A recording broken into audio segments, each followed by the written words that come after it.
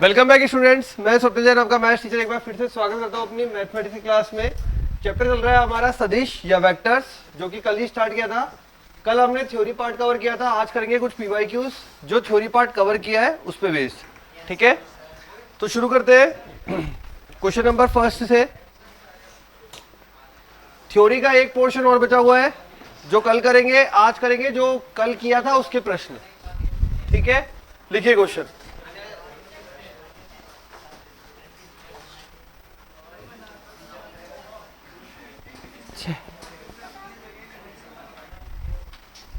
Question लिखिए।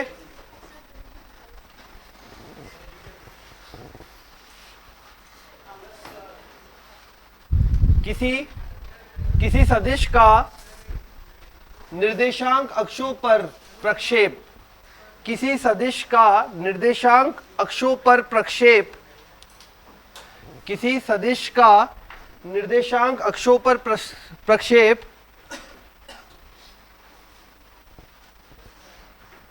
क्रमशः 6 - 3 2 है। 6 - 3 2 है।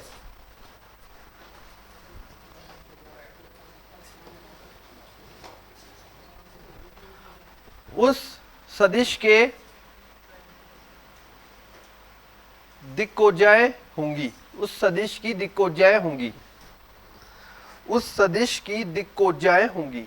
AIEEE 2009, उस सदिश की दिक्कोजाएं होंगी। AIEEE 2009।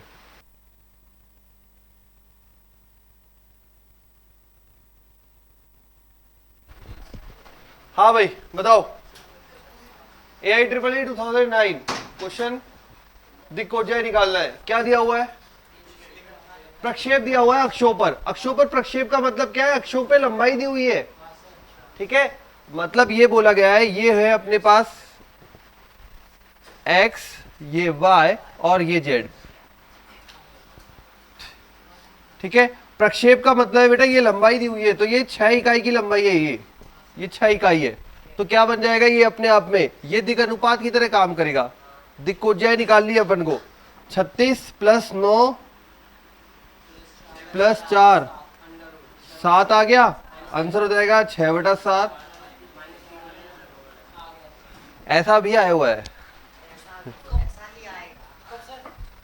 2009, AIEEE 2009।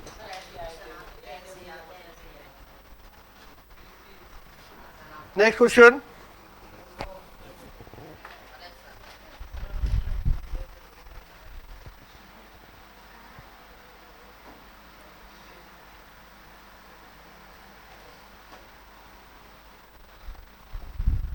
लिखिए भाई नेक्स्ट। यदि सदिश A वेक्टर बराबर I - J + 2k, B vector बराबर 2I + 4j + k और C वेक्टर बराबर λI + j + μk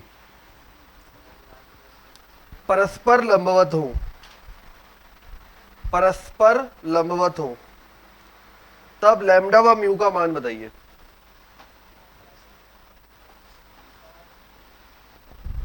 परस्पर लंबवत हो तब लैम्डा व म्यू का मान बताइए। हाँ, अगर परस्पर लंबवत है तो डॉट प्रोडक्ट क्या होगा? 0।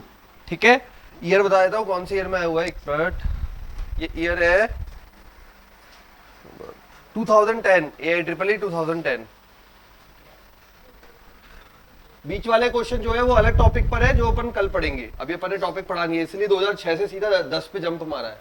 ठीक है, तो क्वेश्चन है A vector, B vector, C vector, बोला है परस्पर लंबवत है। बोलो क्या हो जाएगा? A.B = 0, B.C = 0, A.C = 0। 3 समीकरण आ जाएगी। बनाइए बनाइए। हो गया क्वेश्चन। 3 समीकरण आ जाएगी। A.B = 0, B.C = 0, A.C = 0। 3 नहीं आएगी समीकरण, एक तो वैल्यू है, 2 ही बनेगी। देखो एक बार करो आप। 2 समीकरण है, 2 मान मिसिंग है, लैम्डा म्यू निकल जाएगा दोनों समीकरण हल करके। जब A डॉट बी करोगे तो ये 2 -4 + 2, और ये खुद ही क्या हो गया, 0 हो गया। A डॉट बी बनाओ, B डॉट सी बनाओ, A डॉट सी बनाओ।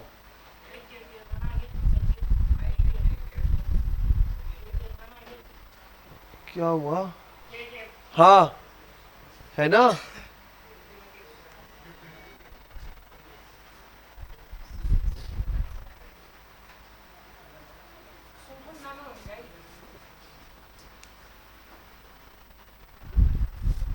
धन्यवाद सर।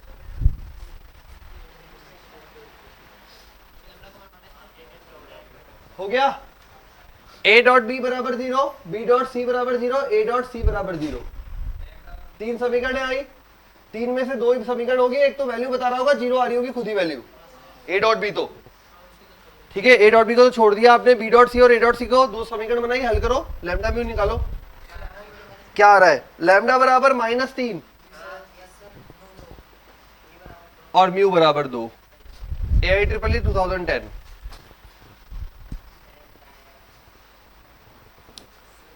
कर लो, सब हल कर लो।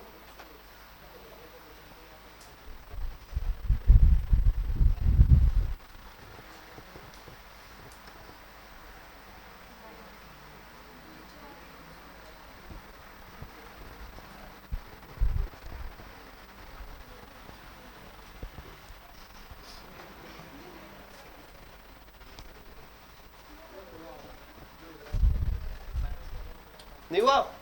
बोलो, नहीं तो करके दूं।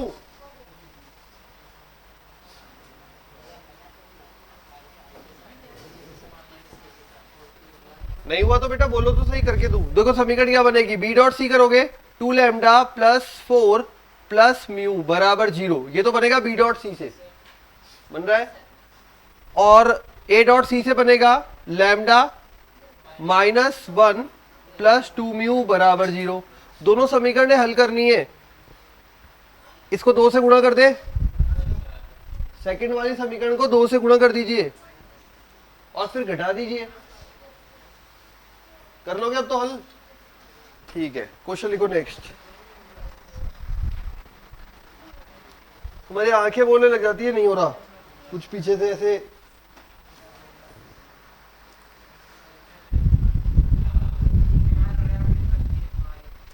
आकाश अपने तक पहुंची गए? अरे यार बहुत स्लो करता है तू।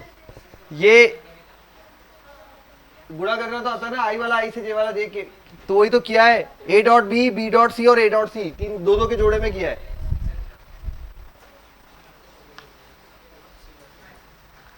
Question next. यदि ए बी सी, यदि ए बी सी 3 अशून्य सदिश है, यदि A vector, B vector, C vector 3 अशून्य सदिश है, अशून्य मतलब इनका मान है शून्य नहीं है, ठीक है, अशून्य सदिश है, जो कि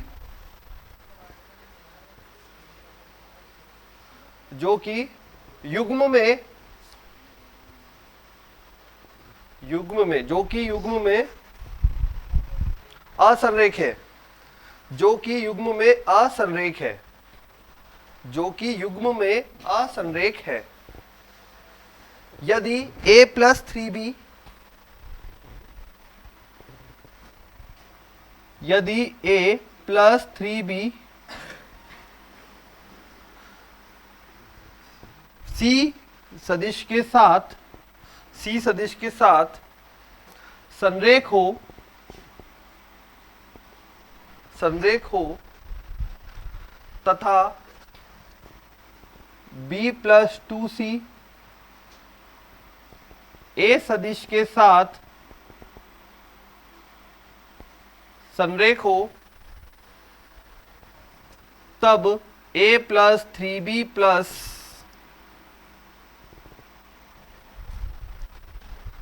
सिक्स सी का मान बताइए।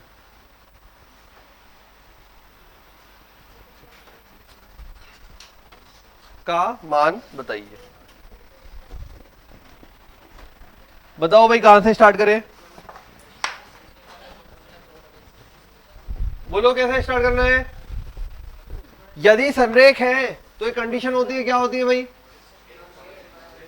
ए बराबर लैम्डा बी, याद आया, ए बराबर लैम्डा बी, है ना। अब ये दोनों आपस में संरेख है, संरेख है तो यहाँ पे समांतरता, संरेखता, वो सब एक ही चीज होती है। और क्या होता है, एक वेक्टर बराबर लैम्डा मल्टीप्लाई दूसरा वेक्टर, लैम्डा ऑलरेडी, अब हाँ ठीक है, तो लैम्डा ले लेते हैं, तो सी वेक्टर बराबर लैम्डा ए प्लस 3b। संरेख है इसलिए ये कंडीशन लग सकती है, समांतर होता तो भी ये कंडीशन लग सकती है। ओके, क्या होता है, एक वेक्टर बराबर लैम्डा गुणा दूसरा वेक्टर, संरेखता का ये नियम है सदिश के अंदर। ओके, जरूरी नहीं है आप सी बराबर ये करो, ये बराबर लैम्डा सी भी कर सकते हो, लैम्डा का मान उसी के अकॉर्डिंग आएगा अलग अलग, ठीक है। मतलब एक वेक्टर बराबर लैम्डा गुणा दूसरा वेक्टर करना है, ये कोई मतलब नहीं है कौन सा पहला रहेगा कौन सा दूसरा, कोई सीक्वेंस का चक्कर नहीं है। जैसे मैंने यहाँ पे सी ले लिया, दूसरे वाले में मैंने ले लिया, मान लीजिए बी प्लस 2c बराबर म्यू ए, अगर कोई ए यहां लेगा, बी प्लस 2c यहां लेगा, तो उसका म्यू का मान अलग आएगा, उसके अकॉर्डिंग चेंज हो जाएगा। जैसे मेरा 2 आ रहा है तो उसका 1/2 आएगा फिर, ठीक है, तो वो ऑटोमेटिक एडजस्ट हो जाएगा। ठीक है, बन गई 2 समीकरण, लिख लो संरेखता के नियम से। संरेख है ना, तो एक वेक्टर बराबर लैम्डा गुणा दूसरा वेक्टर, ये भी संरेख है, तो एक वेक्टर बराबर म्यू बना दूसरा वेक्टर, 2 समीकरण बन गई। हाँ, क्या दिया हुआ उसके लिए,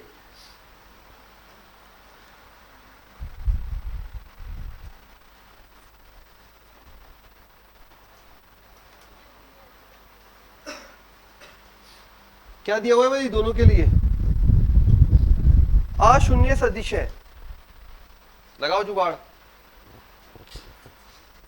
चलो देखें, ये समीकरण क्या बनेगी भाई, ये बन जाएगी लैम्डा ए सदिश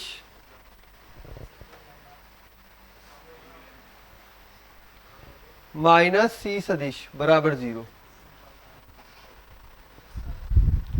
ठीक है, यहां बन जाएगा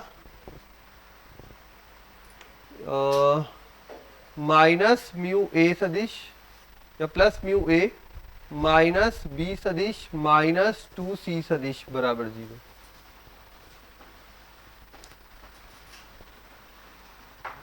बताओ अब क्या किया जाए,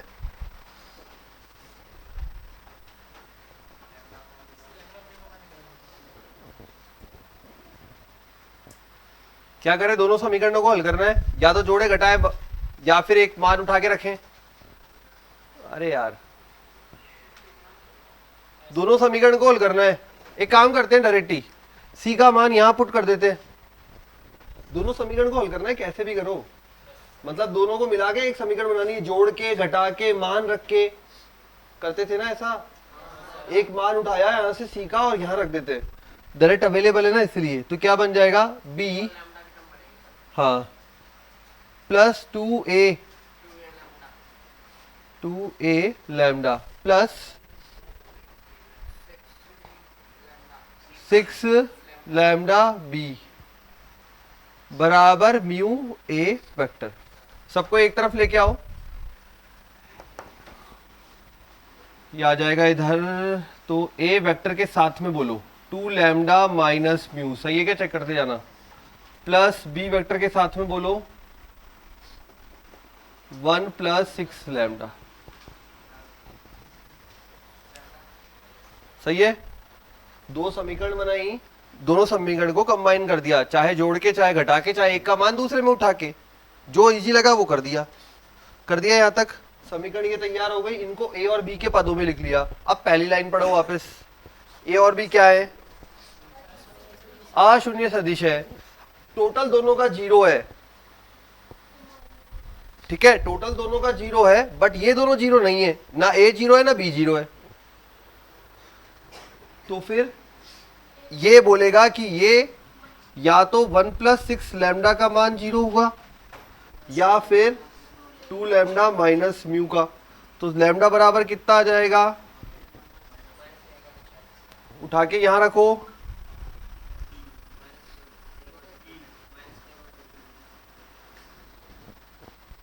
देखो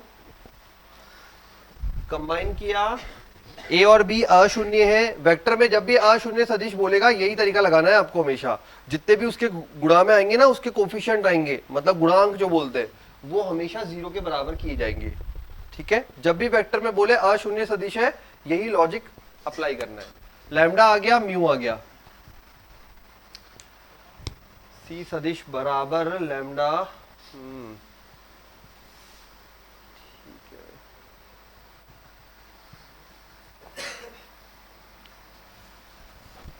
ठीक है भाई, तो ये मिल गया इससे, C vector is equal to -1/3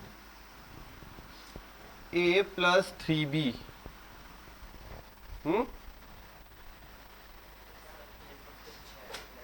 lambda 6, sorry 6 lambda, ये इसी में रख दिया लैम्डा का मान पहले वाली समीकरण में। सही है, वज्र गुणा करते हैं, ये इधर किया a + 3b + 6c।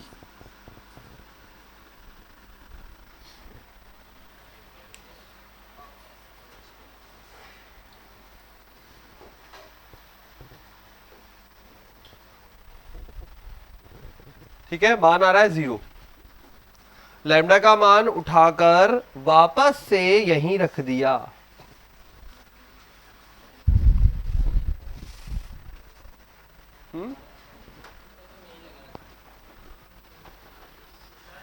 Yes,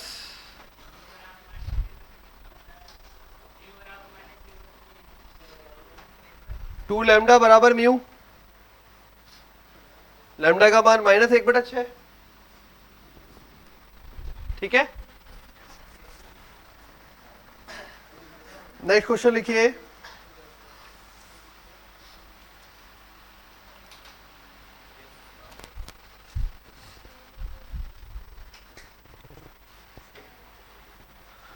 to 2011 का एक और क्वेश्चन है, यदि PI + J + K, I + QJ + K, I + J + R K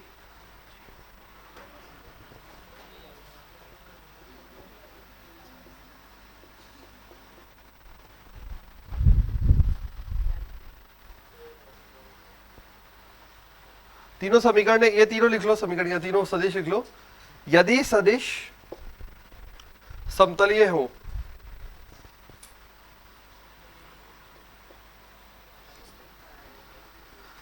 यदि सदिश समतलीय हो तब मान ज्ञात कीजिए।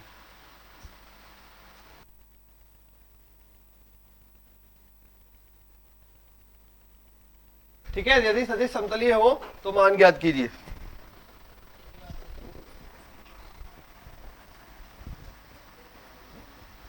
तीन सदिश दिए हुए समतलीय है, समतलीय है, याद है क्या? क्या था तीनों का? क्या चीज 0? सारणिक, तीनों की सारणिक बराबर 0। सारणिक में जमा दो, तीनों को 3/3 की सारणिक में जमा दो, बराबर 0। समतलीय 3D में किया तो था, करो। हाँ हाँ, किसी भी ऑर्डर में,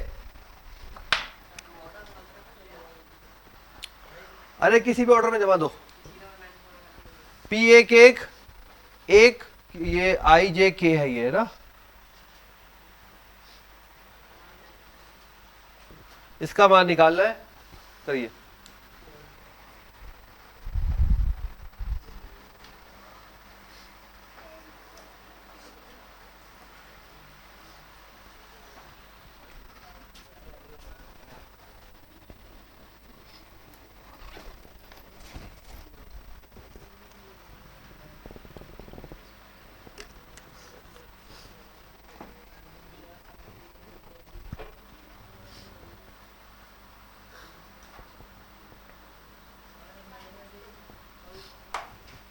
हाँ भैया, आंसर आ रहा है -2।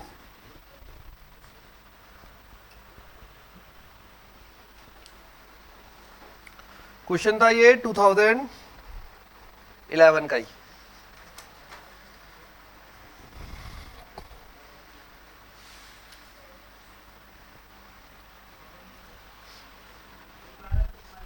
-2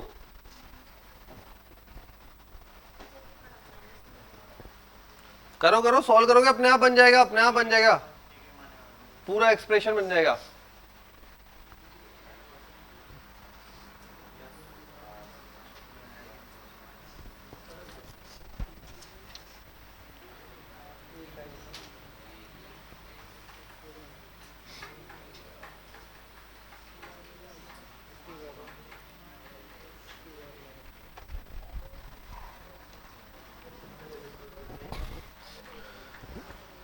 सारणी को ओपन करनी है बस, और कुछ नहीं, अपने आप वैल्यू बन जाएगी। -2 आ रहा है, -2।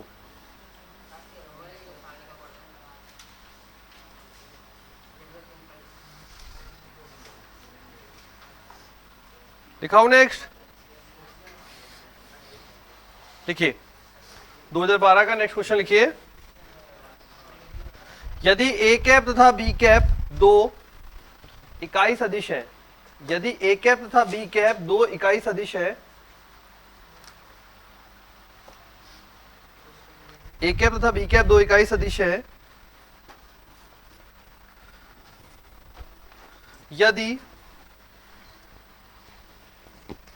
दो सदिश सी सदिश ए कैप प्लस 2 बी कैप तथा डी सदिश 5 A cap minus 4 B cap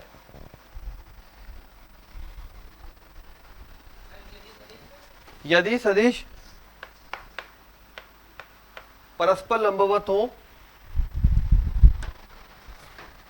तब ए कैप तथा बी कैप में कोण, ए कैप तथा बी कैप में कोण ज्ञात कीजिए। ए कैप तथा बी कैप में कोण ज्ञात कीजिए।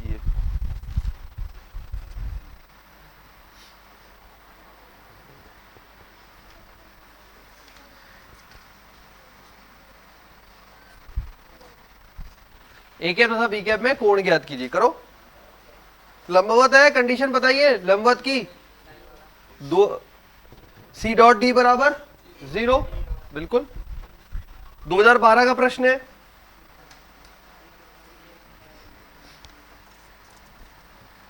सिंपल डॉट प्रोडक्ट को बराबर 0 करो, सिंपल डॉट प्रोडक्ट को बराबर 0 करो।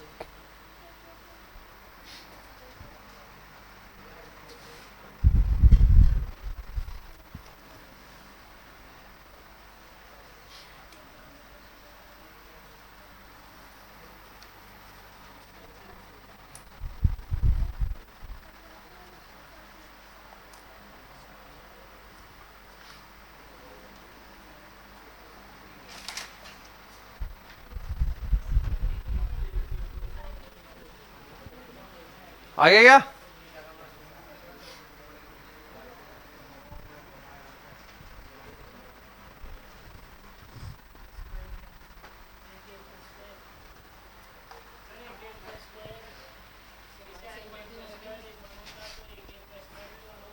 हाँ बनी होगा ना आंसर। cos थीटा बराबर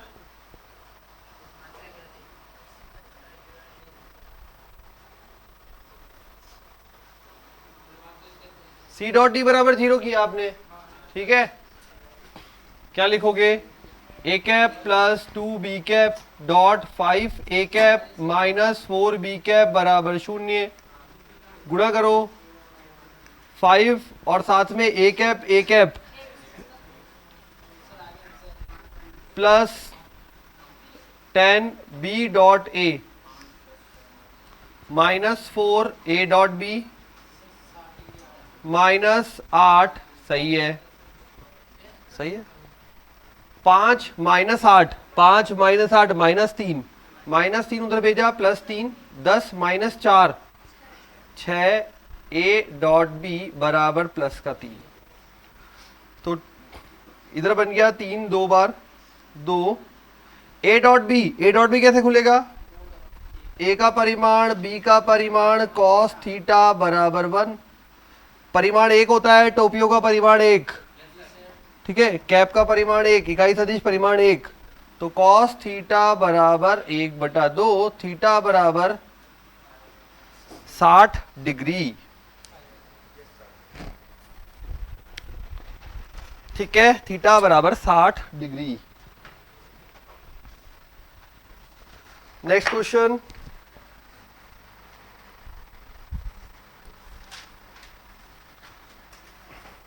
दो 2021 का माना, ये 2012 का था, अब 2021 का है।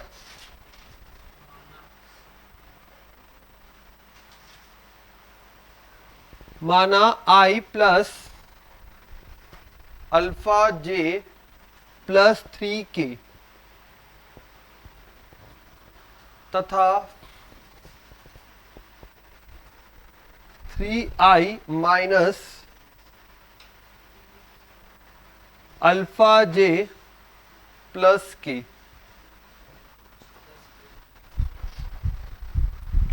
यदि समांतर चतुर्भुज के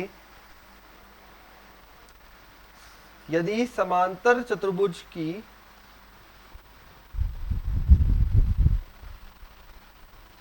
संलग्न भुजाएं हैं, ये दोनों जो है समांतर चतुर्भुज की संलग्न भुजाएं हैं तथा समांतर चतुर्भुज का क्षेत्रफल 8√3 है। समांतर चतुर्भुज का क्षेत्रफल 8√3 है। तब क्या याद करोगे भाई? कर दो फिर। याद आ गया समांतर चतुर्भुज का क्षेत्रफल, संलग्न भुजाओं का क्रॉस प्रोडक्ट, संलग्न भुजाओं का क्रॉस प्रोडक्ट लिखवाया था। अप्लाई कीजिए, 2021 में डायरेक्ट क्वेश्चन आया हुआ है।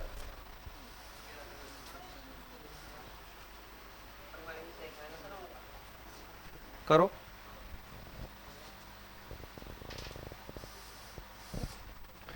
डायरेक्ट दोनों का क्रॉस प्रोडक्ट कर दो बस, और बराबर में 8√3 आ जाएगा। परिमाण के बराबर में आएगा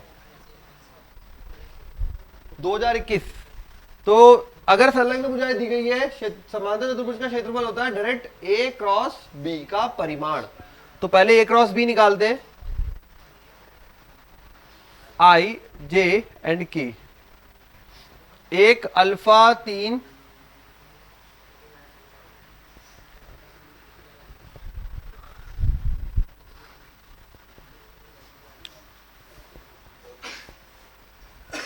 कैलकुलेशन आप भी करना जिससे चेक हो जाए।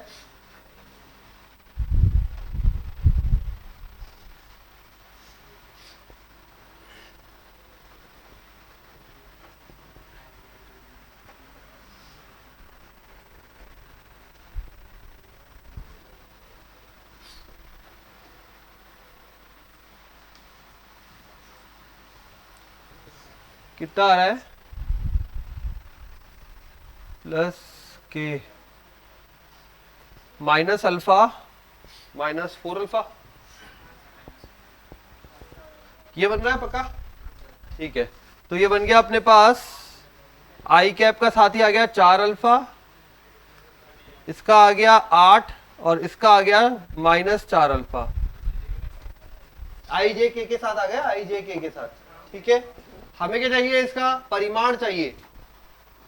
या ए क्रॉस बी, हमें परिमाण चाहिए। परिमाण के लिए क्या करोगे?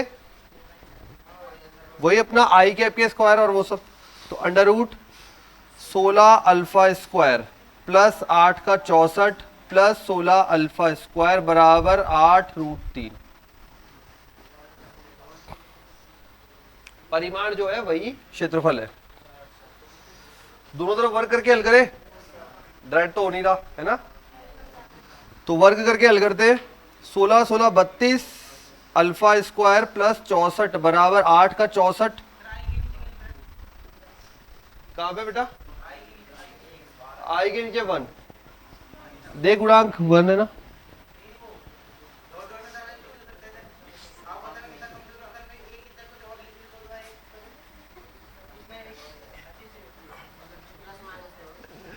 कितना कमजोर हूँ। ये बताओ कितना आ रहा है गुणा करके? नहीं ये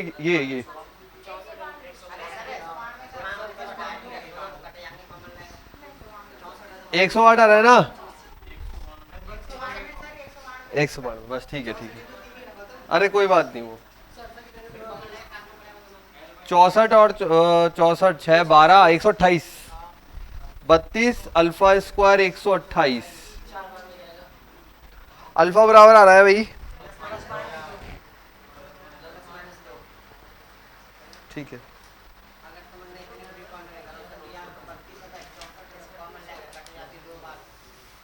अरे बट ये अल्फा भी नहीं बोल रहा, ये ए डॉट भी बोल रहा है। अल्फा का मान आ गया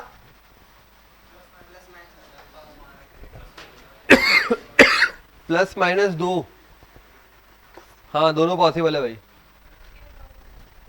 ए डॉट भी बोल रहा है ये।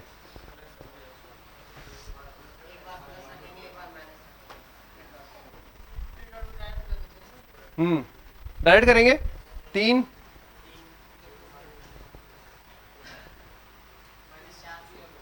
माइनस का अल्फा स्क्वायर, फर्क ही नहीं पड़ेगा यहाँ तो, फर्क ही नहीं पड़ेगा भाई, अल्फा स्क्वायर हो गया ना, और प्लस का 3 और 3 6 माइनस अल्फा का स्क्वायर। ए डॉट भी पूछा है, ए डॉट भी क्वेश्चन में ए डॉट भी पूछा है। अल्फा तो निकाल लिया अपन ने, पूछा ए डॉट भी था, मुझे भी लगा था अल्फा ही पूछा होगा।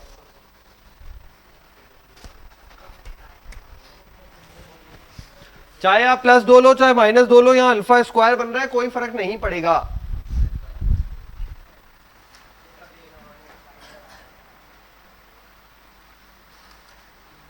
ये था 2021 का प्रश्न।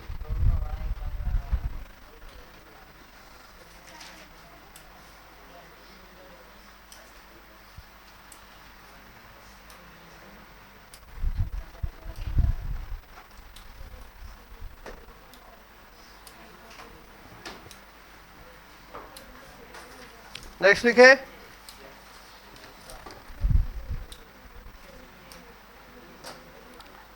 अरे ऐसा क्वेश्चन भी आता है, विश्वास ही नहीं होता। क्वेश्चन है यदि a + 3b 7a - 5b लंबवत है, ठीक है, तथा a - 4b 7a - 2b लंबवत है। लिखा हुआ है यदि दोनों लंबवत है, ऊपर वाले दोनों लंबवत है तथा ये दोनों भी लंबवत है, तो a तथा b के बीच का कोण ज्ञात कीजिए।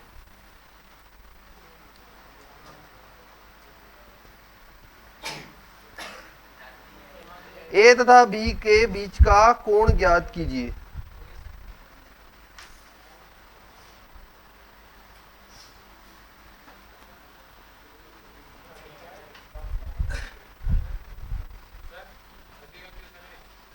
ये है 2021 का 21 का प्रश्न है, कर लो भाई।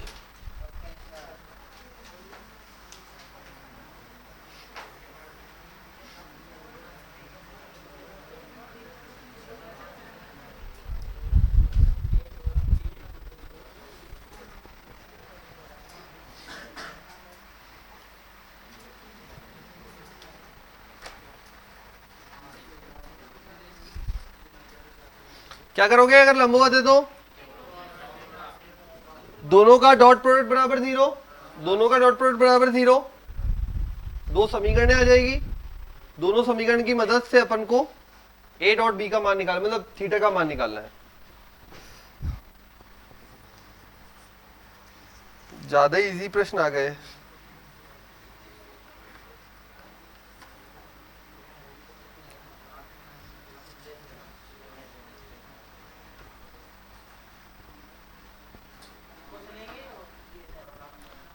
बोलो इक्वेशन।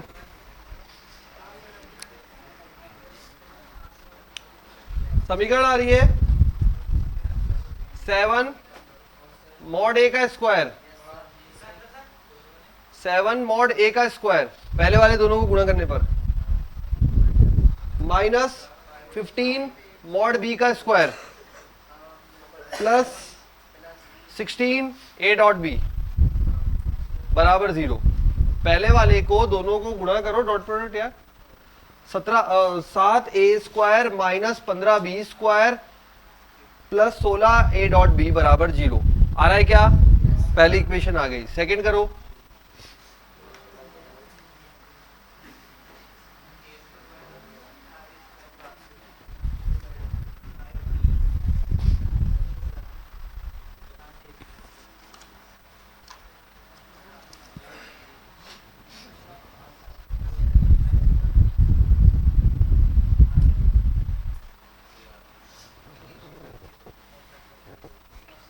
करिए गुणा सेकंड में।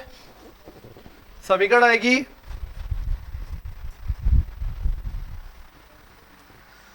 सेकंड में आ रही है 7 A square plus 8 B square minus 30 A dot B बराबर 0। 7 ए स्क्वायर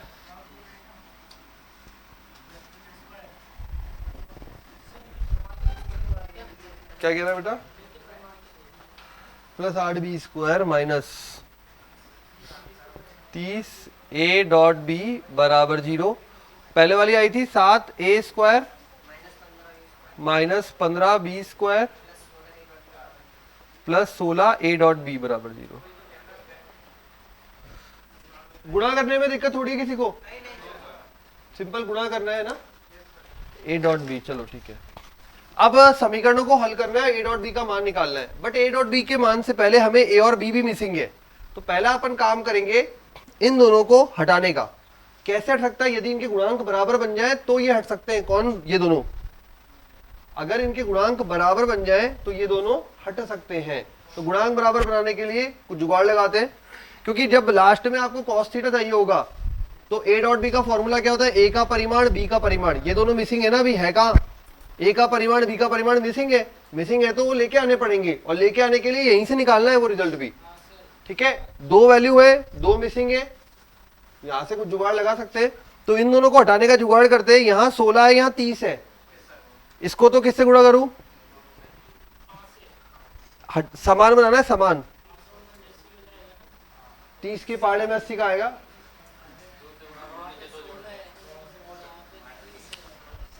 अरे मुझे यहाँ दोनों के गुणांक बराबर चाहिए यार। सिंपल, ज्यादा नहीं ढूंढ पा रहे तो ये लगा दो ना यार। हाँ, छोड़ा, ढूंढ लेना बाकी लसफा बाद में।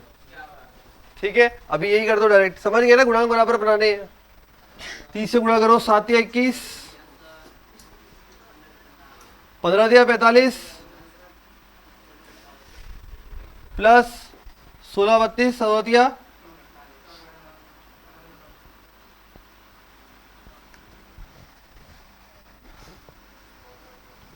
बाकी के दोनों जल्दी जल्दी बता दे जाओ भाई।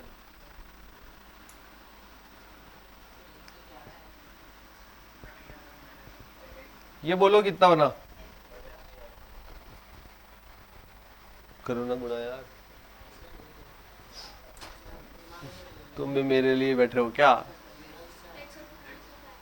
128। ठीक है, 100। सही है क्या?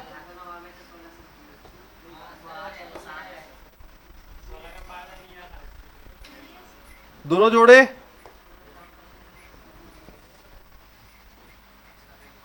दोनों को जोड़ा, कट हो गया। 128 माइनस 450, जल्दी माइनस में कितना आ गया?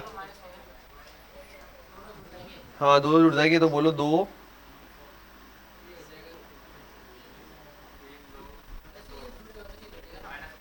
हाँ हाँ, तो घटा ही रहे हम भी। -3 दो, ये भी सेम आ रहा है क्या?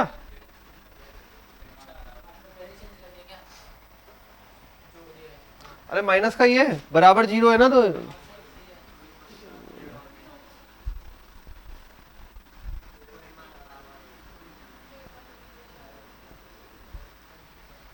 रिजल्ट आ गया यहां से, ए का परिमाण बराबर बी का परिमाण। क्या कह रहा है? नहीं अभी, अरे अभी तो रुको,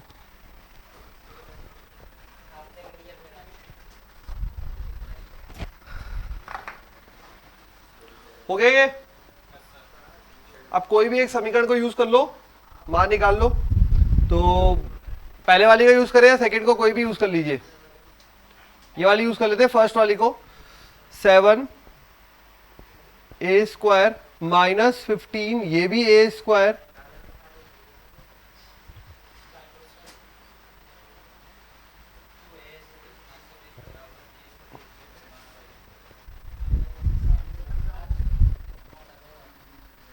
सात माइनस 15, माइनस का 8 उधर जाएगा, प्लस का 8, 16, ए का परिमाण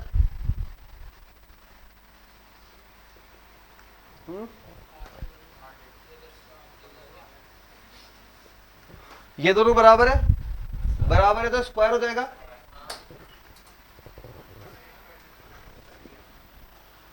भाई ये दोनों बराबर है, स्क्वायर हो जाएगा, स्क्वायर से स्क्वायर कट जाएगा ना।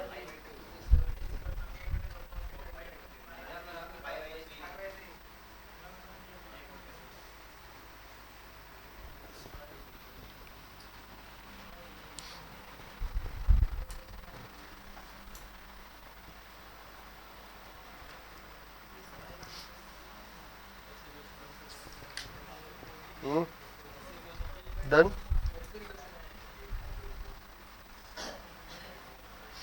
अरे ऐसा मत सोच लेना कि ज्यादा सरल क्वेश्चन नहीं आ सकता। कई बार यही टेंशन में आते हैं, जी में बैठे हैं, इतना सरल थोड़ी होगा, कुछ और सोचना पड़ेगा। तो सीधा सीधा प्रश्न को कुछ और सोच के पता नहीं कहां फंसा के आ जाओ।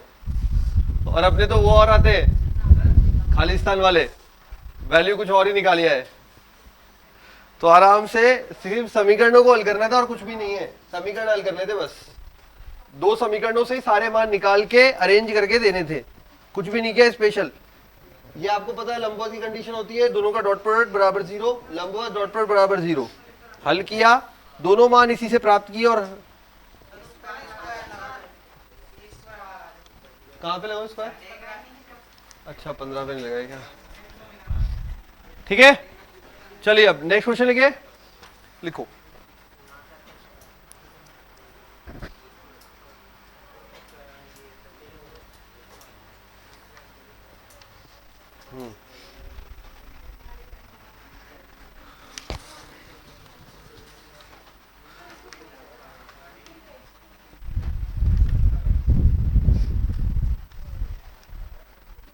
दो सरल रेखाएं, दो सरल रेखाओं के मध्य कोण ज्ञात कीजिए।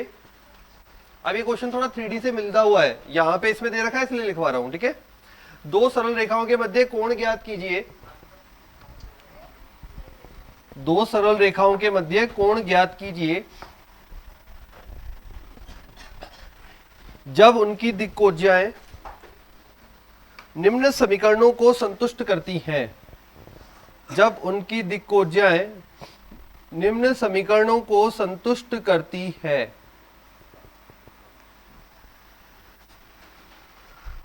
दो 2014 का क्वेश्चन है, दिक्कोज्याएं निम्न समीकरणों को संतुष्ट करती हैं। वहां पे कराया हुआ है, ऐसे दो क्वेश्चन कराए थे, ठीक है। उस चैप्टर में भी याद हो गया, क्या करते थे, एक से कोई भी एक मान निकाल लो और वो मान उठाकर नीचे वाली समीकरण में रख दो, करो एलएमएन निकालो और लास्ट में आपको कोण ज्ञात करना है। कोण का फॉर्मूला होता है cos थीटा बराबर L1 L2 plus M1 M2 plus N1 N2। Upon नहीं होता इसमें, वो A1 में होता है ना, इसमें कोई अपॉन नहीं होता। करिए, क्या करोगे, L का मान निकालिए, इसमें रखिए। 2014 का क्वेश्चन है डायरेक्ट।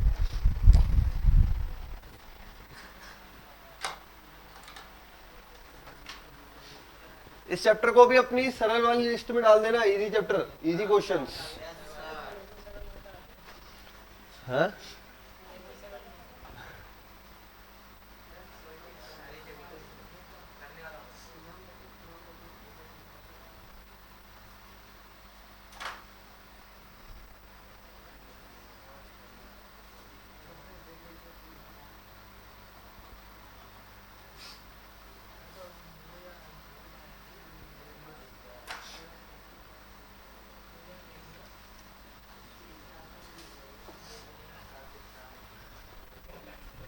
करो वही।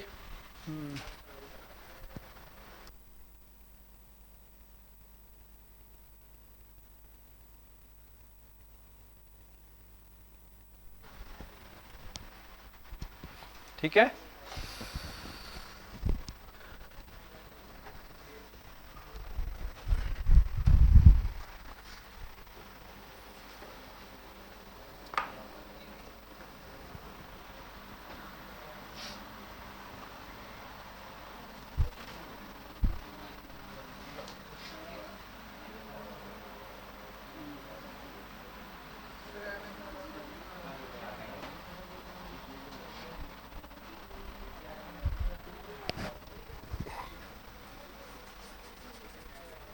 करके दूं?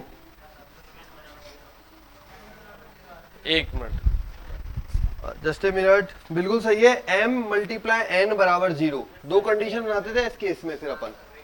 ठीक है, यहां से बनेगा सॉल्यूशन में जब l बराबर माइनस m माइनस n, ये मान रखोगे फाइनल आएगा mn बराबर 0, तो आप लिखोगे m बराबर 0 या n बराबर 0।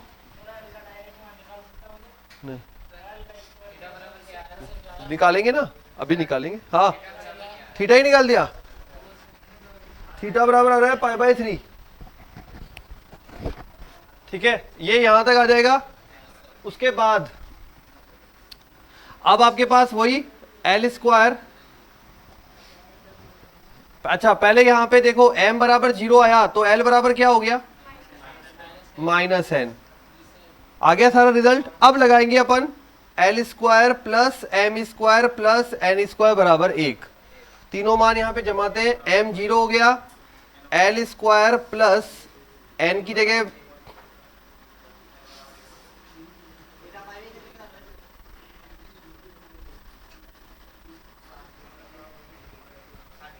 l बराबर प्लस माइनस 1/√2 और n बराबर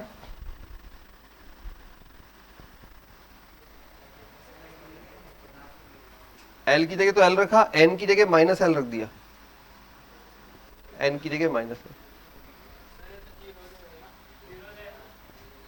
कौन 2l स्क्वायर हो गया?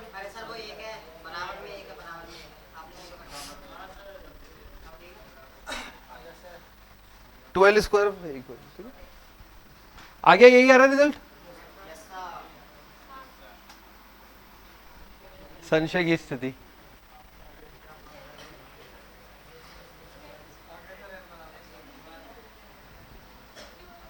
तो ये बन जाएगा अपने पास 1/√2 plus minus m0 minus plus. अब आ जाओ सेकंड वाले केस पे, इसमें ले लेते हैं n बराबर 0 तो l बराबर माइनस m, तो इसमें आ जाएगा l का मान आएगा 1/√2 प्लस माइनस, फिर आ जाएगा m का मान माइनस प्लस 1/√2, ये इसमें मान आएंगे। cos थीटा बराबर कोई भी एक ले लो दोनों में से, दोनों के, तो cos थीटा बराबर प्लस प्लस 1/2 और 0 0, तो थीटा बराबर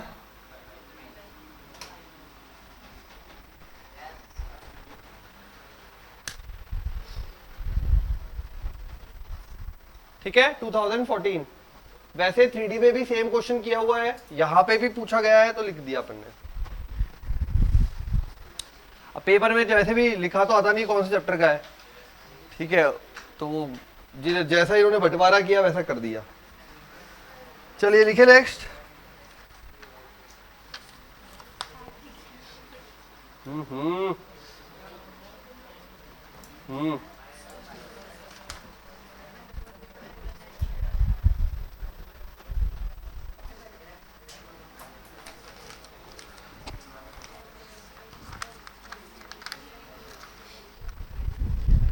हाँ भाई लौटाओ,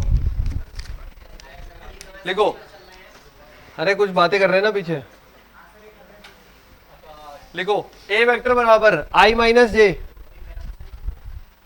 अरे पहला यार, अब i minus J B vector बराबर आई प्लस जे प्लस के।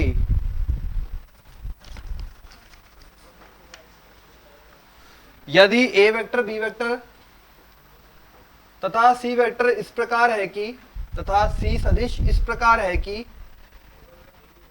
ए क्रॉस सी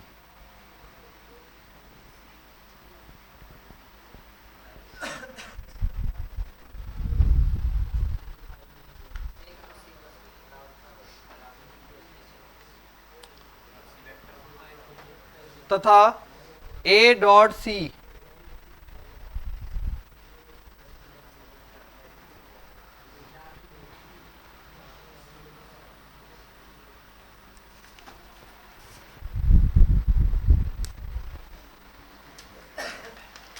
क्वेश्चन है 2019 का। यदि ए वेक्टर बी वेक्टर तथा सी वेक्टर इस प्रकार है कि ए क्रॉस सी प्लस बी, ए क्रॉस सी प्लस बी बराबर 0 हो तथा ए डॉट सी बराबर 4, तब सी के परिमाण का वर्ग ज्ञात कीजिए। तो छोटा सा प्रश्न है, कर देंगे आप। 2019 का।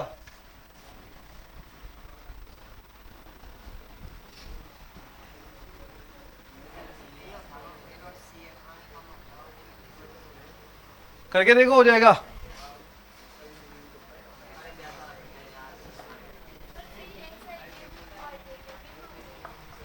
नहीं नहीं, परिमाण का मान निकालना है, ए और बी दिया हुआ है।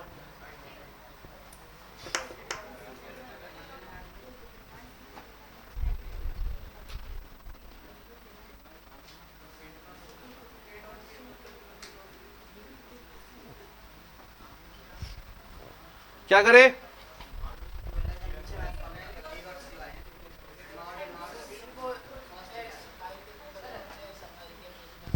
इसकी क्या जरूरत पड़ेगी?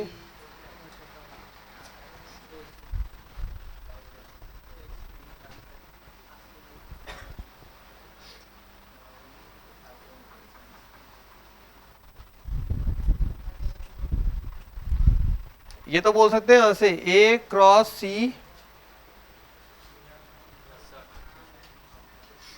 चलो ए क्रॉस सी को उठाते हैं पहले। ए क्रॉस सी से जुगाड़ लगाते हैं, क्या लग सकता है? A vector cross C vector. पहले तो ये बताओ, बोलो। हाँ मॉड है, मॉड का स्क्वायर कर दिया, चलो बोलो साथ में ही।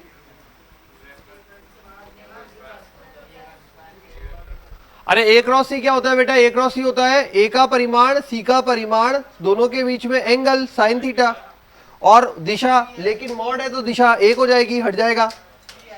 ठीक है, क्या भी आएगा?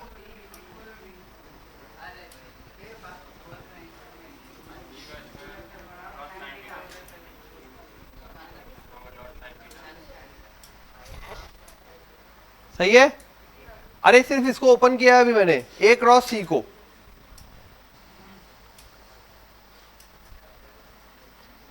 ए का परिमाण निकाल सकते हो क्या? ए का परिमाण निकाल सकते हो? ठीक है। अंडर रूट 2 आ रहा है क्या? अच्छा, फिर ये परिमाण का स्क्वायर है तो कितना आ जाएगा? 2। इसका परिमाण निकालना है। ठीक है, यहां पे देखो ए क्रॉस सी,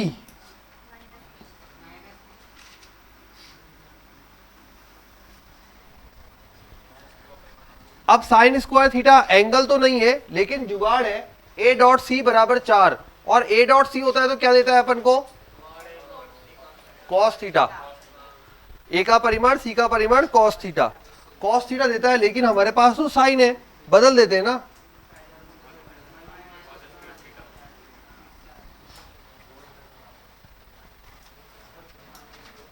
ठीक है,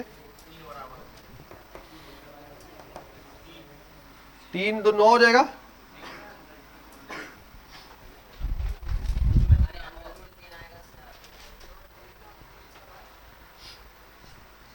अच्छा अच्छा, तो तुमने 3 डायरेक्ट ही बोला था क्या?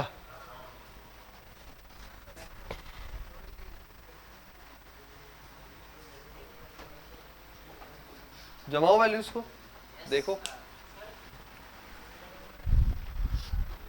ए क्रॉस सी का मॉड, ए क्रॉस सी को अपन ने ओपन किया फॉर्मूले से, और ए का परिमाण सी का परिमाण साइन थीटा, मॉड है तो दिशा नहीं आएगी, ठीक है। फिर मैंने स्क्वायर कर दिया, तो इस पे स्क्वायर, इस पे स्क्वायर, इस पे स्क्वायर, ठीक है। ए क्रॉस सी कितना है,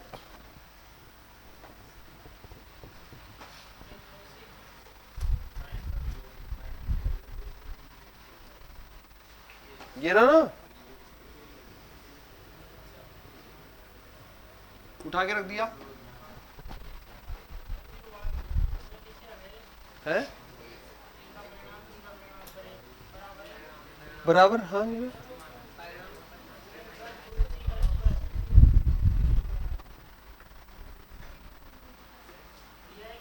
निकाला है ना, ए का परिमाण निकाल सकते हैं ना, ये निकाला है। क्वेश्चन तो यही है, ये क्वेश्चन तो लगाओ जुगाड़, बताओ मान कितना आ रहा है।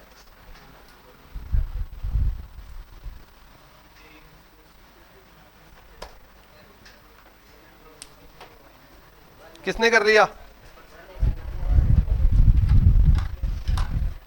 कर लिया, नहीं हुआ,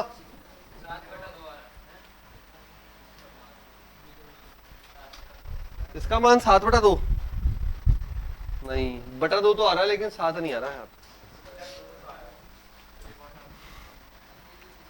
1/2 करे। देखो ये इधर गुणा 1 से होगा, क्या बनाएगा 2, सही है, माइनस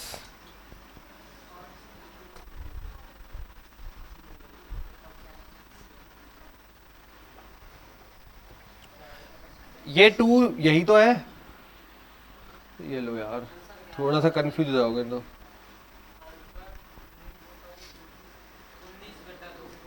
19/2, हाँ शायद यही है, ये हो गया, ये हो गया, ये अपने आप में क्या है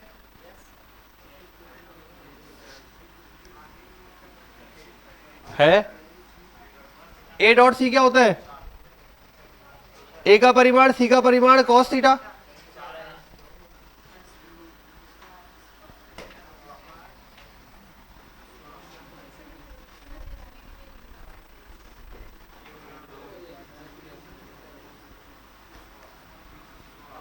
सोलह माइनस का 16,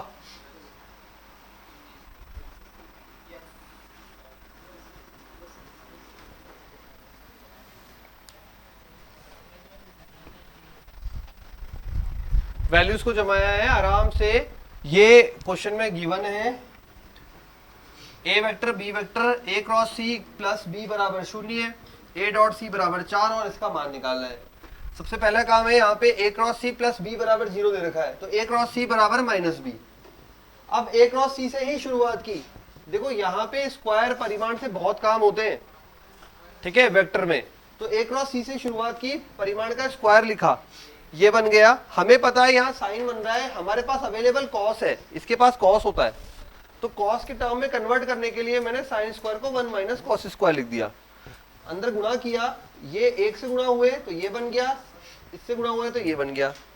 ये अपने आप में ए डॉट सी के परिमाण का वर्ग है, देखो ठीक है। मान डायरेक्ट रख दिया 4, 4 का स्क्वायर 16, 16 इधर गया 19/2।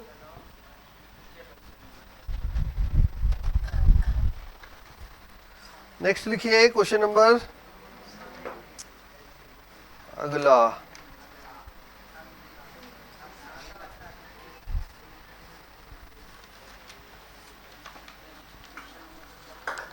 ये भी 2019 का था, अगला भी 2019 का है।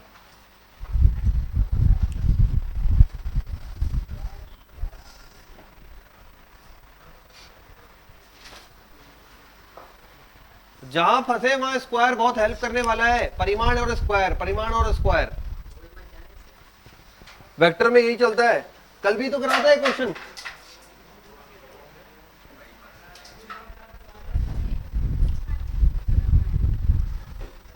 लिखिए यदि ए वेक्टर बराबर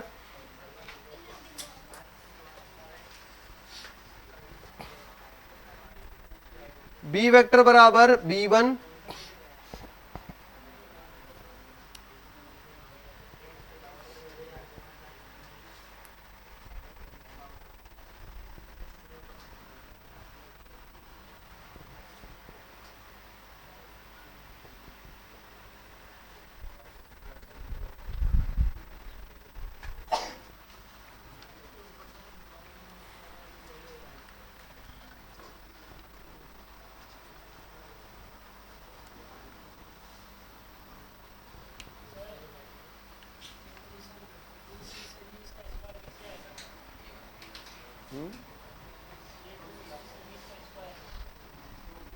ये इसका मान है ना मॉड ए का, देख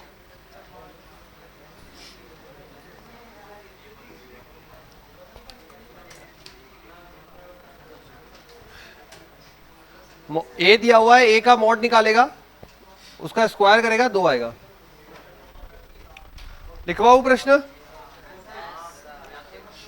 यदि तीन सदिश, यदि एबीसी तीन सदिश इस प्रकार है कि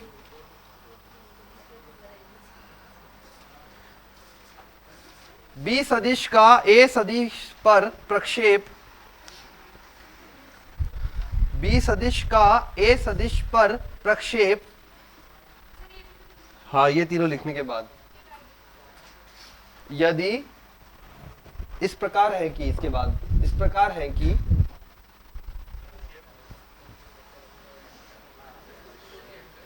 एक ने यदि वहां लिखा क्वेश्चन ऐसे लिखना है, यदि ए सदिश बी सदिश सी सदिश इस प्रकार है कि, लिखो आगे, इस प्रकार है कि, आगे लिख लो, इस प्रकार है कि, हाँ बी सदिश का ए सदिश पर प्रक्षेप ए सदिश के बराबर है, बी सदिश का ए सदिश पर प्रक्षेप ए सदिश के बराबर है।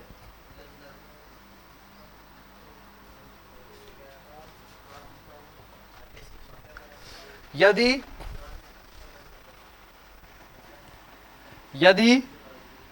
ए प्लस बी सी सदिश के लंबवत हो,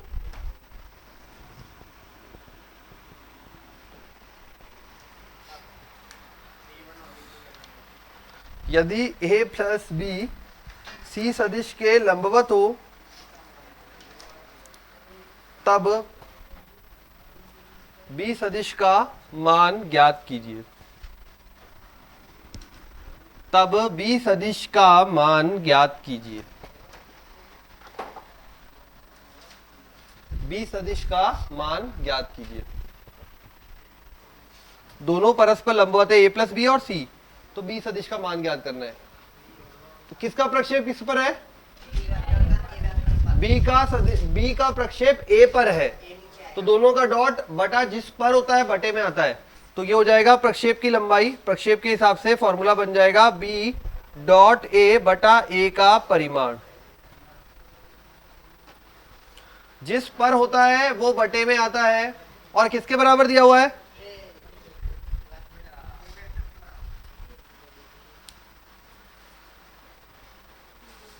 तो ए वेक्टर के बराबर का मतलब है ए वेक्टर, क्योंकि प्रक्षेप क्या होता है? परछाई की लंबाई होती है।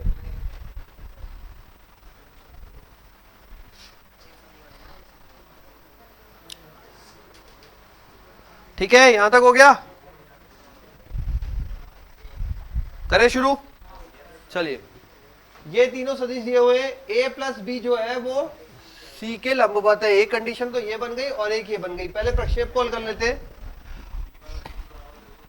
बताओ B dot A, b1 plus b2 plus 2 बटा ए का परिमाण 1 प्लस 1 प्लस 2।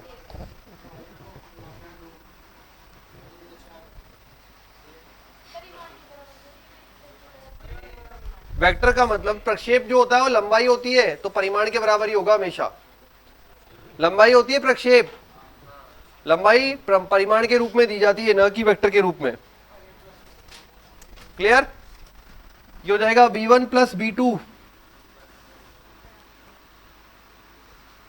प्लस 2, ये 2 बनेगा, ये 4 बन जाएगा, तो b1 प्लस b2 बराबर 2, ये एक मान आ गया।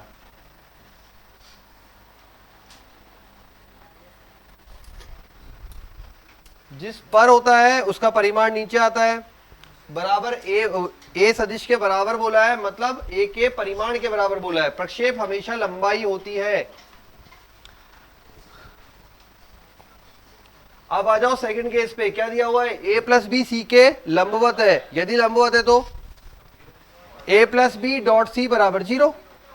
यदि लंबवत है तो ए प्लस बी डॉट सी बराबर 0।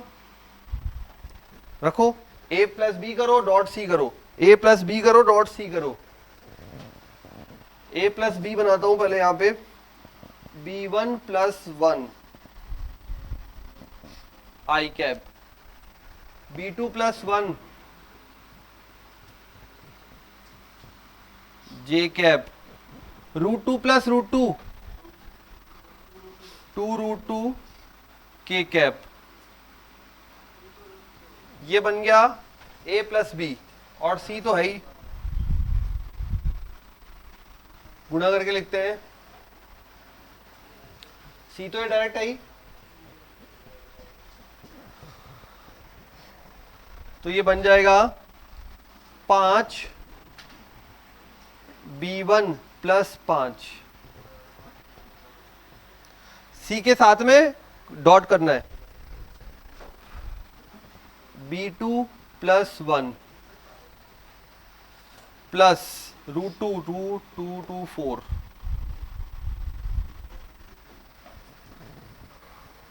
पांच 4 9 और 1 10, तो बन रही है समीकरण 5b1 प्लस b2 बराबर -10। दो समीकरणें आ रही है, दोनों को हल कीजिए और b1 b2 का मान ज्ञात कीजिए।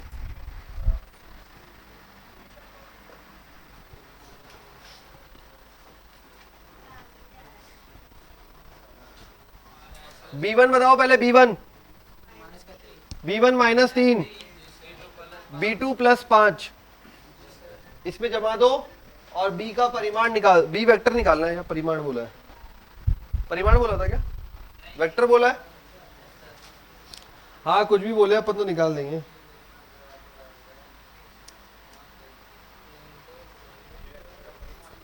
परिमाण बोला है बेटा, परिमाण लिखा नहीं है, लेकिन आंसर जो है ना ऑप्शन में परिमाण दिए हैं, परिमाण निकाल दो।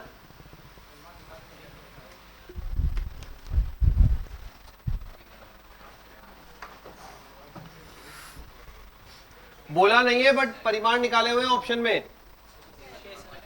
b1 बराबर आ रहा है -3, b2 बराबर 5, b वेक्टर आ गया अपने पास -3 आई कैप प्लस 5 जे कैप प्लस √2 के कैप। और अगर परिमाण की बात की जाए 9 प्लस 25 प्लस 2, 9 2 11, 25 और 1 26, 36।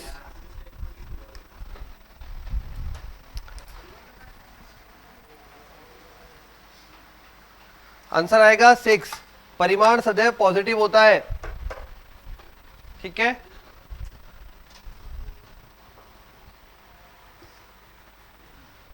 क्लियर है सारी बात, कुछ स्पेशल नहीं। प्रक्षेप बोला, प्रक्षेप का सूत्र लगाया, लंबवत बोला, लंबवत का सूत्र लगाया, अपने आप आ गए मान।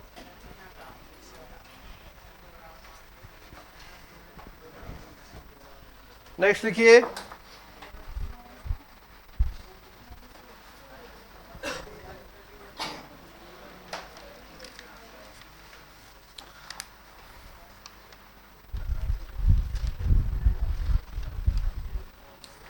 पीछे वाले जागते रहो भाई, सो मत जाओ। हाँ, पीछे एक अलग ही दुनिया है।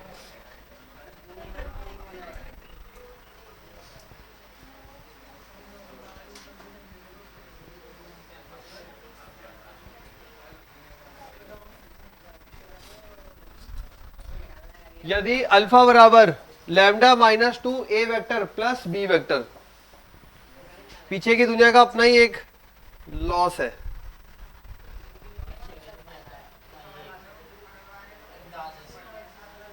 अरे वो अंदाज बाहर कर देगा, मेरे को कोई दिक्कत थोड़ी है।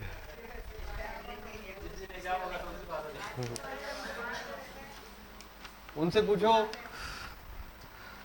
जो खूब तैयारी करने के बाद अपने मनपसंद कॉलेज से एक नंबर से रह जाते हैं, मतलब एक रैंक से रह जाते हैं। असली दर्द का एहसास तब होता है। मतलब मान लीजिए किसी का मन है मुझे इस पर्टिकुलर कॉलेज में जाना है और एक रैंक पहले वो कॉलेज या ब्रांच बंद हो गई, जो रैंक आई हमारी उससे एक रैंक पहले, तो मन में ये आएगा पहले अरे यार गलत वाला क्वेश्चन नहीं अटेम्प्ट किया होता तो माइनस की वजह से बच जाएगा होता। ठीक है, बहुत दुख दर्द आते हैं बेटा। जिसको रियल में तैयारी करनी होती है उसको लास्ट में बहुत दुख दर्द आते हैं और दुख हमेशा आता है। फर्स्ट वाले को लगता है मैं MIT में पहुंच जाऊं, मैसाचुसेट्स इंस्टीट्यूट ऑफ टेक्नोलॉजी, ठीक है, और पहुंच भी जाते हैं इंटरनेशनल लेवल पे। आज इंजीनियर्स डे भी है, आपको पता हो आज इंजीनियर्स डे है 15 सितंबर, ठीक है। और सेकंड थिंग, ये सबसे अच्छा पूरे वर्ल्ड लेवल पे इंजीनियरिंग इंस्टीट्यूट है MIT, मैसाचुसेट्स, ये जगह का नाम भी है और वहीं पे ये स्थित है, इंस्टीट्यूट ऑफ टेक्नोलॉजी, ठीक है, अमेरिका, पूरे वर्ल्ड का, हाँ ठीक है। और वहां पे आज डेटा भी आया है, लगभग जितने भी एडमिशन होते हैं उसमें से 8% भारतीय स्टूडेंट है। मतलब अगर USA में मैसाचुसेट्स या MIT के अंदर 100 स्टूडेंट्स हैं तो उसमें से 8 से 9 स्टूडेंट हर साल भारतीय रहते हैं। शुरू का जो टॉप रैंकर होता है वो जनरली एडमिशन IIT में लेने के बाद वहां शिफ्ट हो जाते हैं जनरली।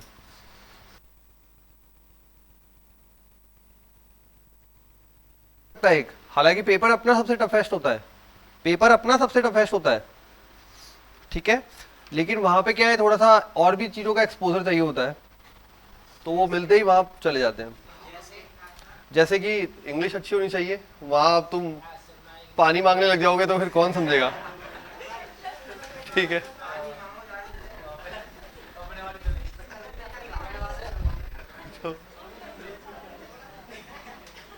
इंग्लिश का अलग से प्रोफिशिएंसी टेस्ट होता है, मतलब ये ऐसा ना हो या गुम हो जाए, ये पहुंच तो गया, पैसे लेकर चलो पहुंच भी गया वहां पे, फ्लाइट से उतरा उसके बाद गुम हो गया, पता ही चला ये बोल क्या रहा है। सब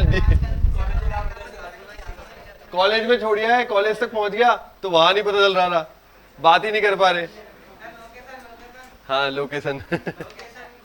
ठीक है, तो इस वजह से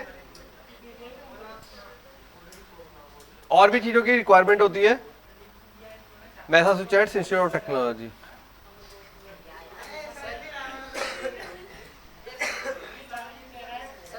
तो ये तो हुआ, ये तो हुई बात वर्ल्ड लेवल की। अब इंडिया लेवल में जो है पता ही है सबको IIT है, ठीक है। IIT की रैंकिंग देखो, रैंकिंग कहां से निकलती है, रैंकिंग निकलती है यहां से, पैकेज से, सीधी बात, ठीक है। इस साल कहां पे सबसे ज्यादा पैकेज गया, वही सबसे ऊपर है, क्योंकि जहां पैकेज आता है वहीं फिर लोग जाते हैं, सीधी सी बात है। लोग जाने से पैकेज नहीं जाता, पैकेज जाने से लोग जाते हैं, फर्क समझ में आ गया। तो नंबर 1 2 3 कुछ भी नहीं होता, पहले वहां पे पैकेज जाता है, फिर वो ऑटोमेटिक नंबर 1 हो जाता है। अगर कोई कंपनी आके, ठीक है, कहीं और किसी दूसरे कॉलेज में अगली साल सबसे बड़ा पैकेज दे गई तो ऑटोमेटिकली नंबर 1 पे वहां भागेंगे फिर सब, फिर वो कोई भी IIT हो। कल एक डेटा भेजा ही था आपको, कल या परसों भेजा था एक डेटा, अखबार में आया था जो, ठीक है, न्यूज़पेपर की कटिंग थी तो वो भेजी दी थी, उसमें देख ही लिया था पैकेज और उसकी डिटेल थी। औसत का मतलब ये हो गया कि on an average her student को इतने पैसे तो मिले ही हैं, और पैकेज का मतलब होता है फुल ईयर का, मतलब मिलता मंथली बेसिस पे है लेकिन होता पूरे साल का है। इसमें 2 कंपोनेंट होते हैं, एक कंपोनेंट होता है फिक्स कंपोनेंट, फिक्स का मतलब होता है ये तो मिलना ही है, और सेकंड होता है वेरिएबल कंपोनेंट। वेरिएबल मतलब 3 महीने में आता है, जैसे हर कंपनी जो होती है ना अपने इंडिया में, हर 3 महीने में क्वार्टरली बेसिस पे, एक साल होता है 12 महीने का, हर 3 महीने में, मतलब हर 3-3 महीने का सेट चलता है हर क्वार्टर, ठीक है। कैसे चलेगा, ये जो फर्स्ट वाला चलेगा ये चलेगा अप्रैल से लेकर, अप्रैल मई जून, तो ये जून तक कवर होगा, ठीक है। फिर ये जुलाई से अगस्त सितंबर तक खत्म होगा, फिर ये अक्टूबर से दिसंबर, और ये जनवरी फरवरी मार्च, ठीक है। तो ये 3-3 महीने के क्वार्टर चलते हैं। तो जब ये रिजल्ट आता है हर कंपनी का, ये जैसे ये क्वार्टर खत्म हुआ, मान लीजिए अप्रैल से जून, फर्स्ट क्वार्टर बोला जाता है इसको, फर्स्ट क्वार्टर फिनिश हुआ, तो जुलाई में कंपनी रिजल्ट बनाएगी। उसी रिजल्ट के साथ वो वेरिएबल कंपोनेंट जो है सैलरी का, जैसे किसी का 10,000 है, किसी का 20,000 है मंथली बेसिस पे, तो वो 3 महीने का मल्टीप्लाई होके मिलता है, ठीक है। पैकेज में 2 कंपोनेंट होते हैं। मान लीजिए किसी का पैकेज लगा 1 CR का, ठीक है, हाँ, ठीक है, हाँ, अरे थोड़ा सा ऐसी बातें करो भैया, IIT वाले हो तुम, हाँ, क्या लाख पे अटके हुए जो से, ठीक है। चलो तो और सिंपल ही कर लेते, चलो ये लो 12 लाख बस, अरे कैलकुलेशन के लिए गया है, कैलकुलेशन के लिए गया है।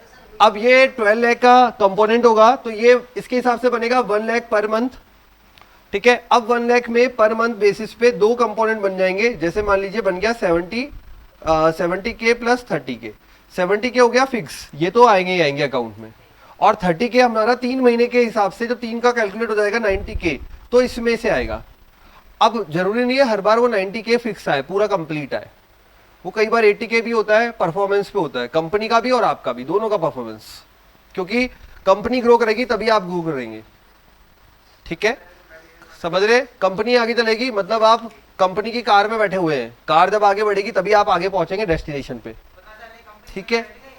तो हाँ, तो बस बंद हो गया पैकेज भी ठीक है। तो ये जितना अच्छा परफॉर्मेंस आएगा उतना अच्छा, मतलब 100% मिलेगा, 80% मिलेगा, 90% मिलेगा। कई बार अच्छी कंपनी क्या करती है 110% भी दे देती है। 90 की बात हुई थी, ले 1 लाख पकड़, ऐसा भी होता है, ठीक है।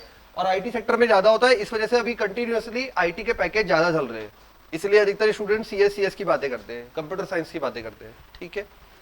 और ज्यादा क्यों है, क्योंकि आप देख रहे हैं डिजिटल बिल्कुल हर एक के हाथ में आ गया, डिजिटल सब कुछ चीजें डिजिटल है, ठीक है। सोशल मीडिया से लेकर सब चीजें जो डिफाइन हो रही है सब डिजिटल है, तो वहां पे इसी वजह से अच्छे पैकेजेस आ रहे हैं, क्योंकि अच्छा पैसा आ रहा है। पहले जो ऐड चलते थे टीवी पे ज्यादा हुआ करते थे, आजकल यूट्यूब पे ज्यादा ऐड है, तो कंपनी वहां से रेवेन्यू जनरेट कर रही है, ठीक है। और फिर वो रेवेन्यू जो उसके एम्प्लॉइज है उनको डिस्ट्रीब्यूट हो रहा है, तो सेम मेथड है। तो ये रहता है पैकेज का सिस्टम, ठीक है। और अपने इंडिया में अभी जो हाल फिलहाल सबसे अच्छे पैकेजेस गए हैं वो IIT बॉम्बे से जा रहे हैं कंटिन्यूअसली 2-3-4 साल से, और इस वजह से IIT बॉम्बे पढ़ाई से नहीं है, पता सिखाया था ना, रैंकिंग पढ़ाई से नहीं होती, पढ़ाई से नहीं होती, वो सारे सब बराबर पढ़ते हैं। जो राजस्थान के कॉलेज है, प्राइवेट कॉलेज है, वहां से लेकर IIT तक कॉलेज तक की समान पढ़ाई होती है, सिलेबस समान है। IIT का आप ये पेपर दे रहे हो जो जी मेंस का, सबके लिए समान है। आपने जो 12th की बुक पढ़ी है NCERT, वो ऑल ओवर इंडिया समान है कि नहीं, ठीक है। तो उसी प्रकार से जो पढ़ाई है बीटेक की, इंजीनियरिंग की, वो लगभग समान है, ठीक है, सब में सेम टू सेम है, सब में वही चीज पढ़ाई जा रही है। बट फर्क यही है कि ये बहुत मेहनत करके पहुंच रहा है, तो उसको उसका रिवॉर्ड भी बड़ा मिलता है, ठीक है। और जो कम मेहनत करके पहुंच रहा है उसको रिवॉर्ड छोटा होता जाता है, बस यही फिल्ट्रेशन, और कोई फिल्ट्रेशन नहीं है, ठीक है। और ऐसी बात नहीं है, अगर NIT में हुआ तो भी बहुत अच्छे अच्छे पैकेज लगते हैं सब। ये सारा पैकेज सिस्टम है ना, आप पे डिपेंड करता है, मतलब पर्टिकुलर स्टूडेंट पे डिपेंड करता है। कुछ टाइम पहले यहीं पे राजस्थान का एक जयपुर का ही कॉलेज है, उस कॉलेज में एक गर्ल थी, उसने खुद अप्लाई किया था गूगल में, और 60 लाख का पैकेज लगा था उसका जयपुर से ही, प्राइवेट कॉलेज से, हाँ गूगल के थ्रू 60 लाख का पैकेज था, ठीक है। कॉलेज ने खूब अच्छे से प्रचार प्रसार किया, खूब टाइम तक प्रचार प्रसार चला, लेकिन उसकी कॉलेज की कोई योगदान नहीं था, योगदान सिर्फ गर्ल का था। उसने ऑनलाइन अप्लाई किया, 7 या 8 राउंड थे, पूरे क्लियर किए, सिलेक्शन लिया, 60 लाख का पैकेज लिया। गूगल का ऑफिस यहीं गुड़गांव या नोएडा, गुड़गांव में शायद, तो वहां पे उसका पैकेज लगा, ठीक है।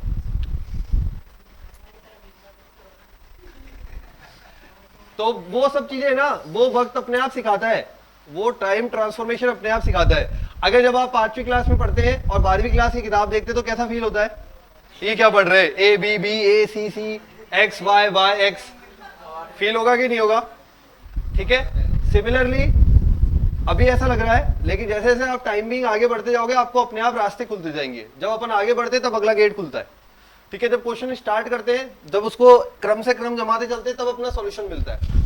सेम मेथड है। अभी ऐसा लगेगा यार वो कैसे होता है, मैंने एक एग्जांपल बताया था, मेरा एक खास फ्रेंड कॉलेज का, मैं कुछ बच्चों को बताया हुआ है शायद, खास फ्रेंड, वो बोलता था यार ये इसरो वाले क्या क्या करते हैं, कैसे करते हैं, क्या क्या नहीं करते हैं। बाद में उसने तैयारी करी और वो खुद आज इसरो में है। कॉलेज के जो 2-4 दोस्त होते हैं ना, उनमें से एक दोस्त है जो खुद इसरो में है। फिर वो इसरो से भी इतना परेशान हो गया था कि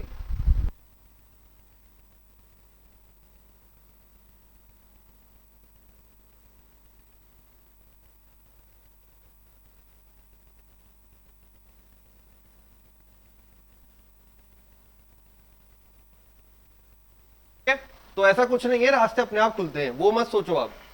ये अगर सोचने लगोगे तो फिर कुछ भी नहीं हो पाएगा। रास्ते अपने आप खुलते, कोई पता नहीं होता कौन कब कहाँ पहुंच जाएगा, ठीक है। तो अपने आप जब अपन स्टेप आगे बढ़ाते हैं लाइफ में, तब अपने आप नेक्स्ट स्टेप मिलता है कि अब ये करना है, अब ये करना है। समझ बढ़ती जाती है उम्र के साथ साथ, एक्सपीरियंस बढ़ता जाता है, हमारे डिसीजन मेकिंग्स बढ़ते जाते हैं, ठीक है। तो इसलिए अच्छे से एक बार लग के तैयारी कर लो, बहुत कुछ बदल जाएगा, ठीक है। अगर ये सब सोचोगे कि हाँ थोड़ा और टाइम काट ले, तुम लोग इतने दूर से आए हुए बेटा, फिर इतनी अच्छी अपॉर्चुनिटी मिली है तैयारी करने की, तो एक बार अच्छे से लग के कर लो। जनवरी में पेपर है, उसके बाद फिर अगला डिसीजन बाद में ले लेना, ठीक है। तो अभी थोड़ा बातें छोड़ के, इंजीनियर्स डे है तो इंजीनियर्स की तरह आज से ही तैयारी करना शुरू करो, ठीक है। यूं मान के चलो, हम इंजीनियर से, कुछ लोग तो इंजीनियर नाम लगाने लग जाते हैं बनने से पहले ही, हाँ, और फिर वो बन के भी दिखाते हैं, ठीक है। तो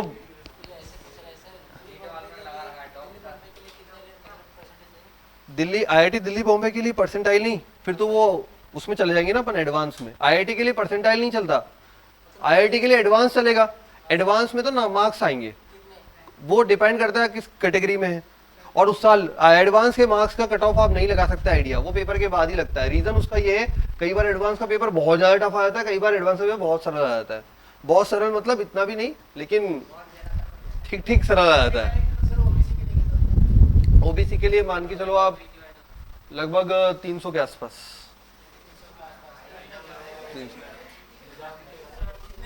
आईआईटी के लिए, आईआईटी के लिए पेपर, एडवांस के पेपर में मार्किंग भी अलग होती है, मार्किंग का सिस्टम भी बिल्कुल अलग है। पेपर में नंबर ऑफ क्वेश्चन भी बदल जाते हैं और मार्क्स भी बदल जाते हैं। वहां रैंकिंग से सिस्टम है। अभी जनरली जो रिसेंटली 3-4 साल का डेटा देखोगे तो AIR-1 जो है वो हमें अधिकतर आईआईटी बॉम्बे और उसमें CS ब्रांच पे जा रही है। आईआईटी बॉम्बे CS ब्रांच, मतलब लोगों की जो चॉइस होती है ना AIR-1 की, जो भी 1 बनता है, 2 बनता है, टॉप 10, 20, 50, तो वो सब लोग AIR-1 से लेकर 10, 50 तक उन लोगों की जो चॉइस रह रही है वो आईआईटी बॉम्बे CS ब्रांच। तो शायद एक साल में, तो अभी कुछ साल में जनरल की सीट 60 रैंक पे ही खत्म हो गई थी, हाँ 60 रैंक पे तो क्लोज हो गई थी आईआईटी बॉम्बे की। बट कोई बात नहीं, कोई ऐसा फर्क नहीं है, इतना मत सोचो, तुम तो तैयारी करो, फिर आगे क्या होगा किसी को पता नहीं होता है, कौन कौन सी रैंक लेके आएगा, ठीक है। तुम तैयारी पे ध्यान दो। आकाश का फर्जी डाउट है इसलिए, ठीक है, तैयारी पे ध्यान दो। क्या रैंक बनेगी अब वो टाइम नहीं है, देखो रैंक आप पे प्रेशर लाएगी, अब प्रेशर छोड़ो, अब सिर्फ टारगेट पे ध्यान दो, ठीक है। अच्छे से अच्छा परफॉर्म करना है, वो ऑटोमेटिकली जो भी रैंक हो बनेगी वो बन जाएगी, ठीक है। जो परसेंटाइल बनेगी वो बन जाएगी, अभी तो परसेंटाइल बनेगी वैसे भी जीमेन से, ओके।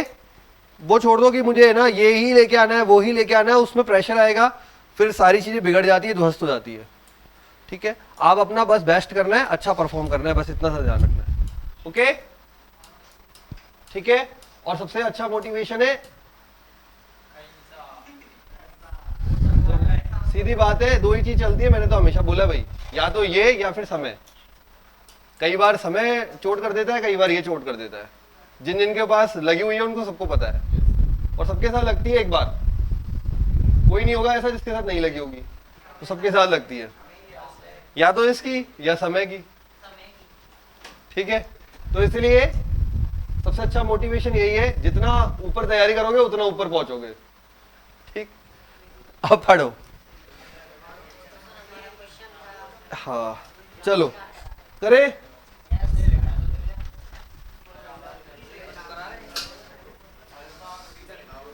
यस, अल्फा और बीटा लिखवा दिया था।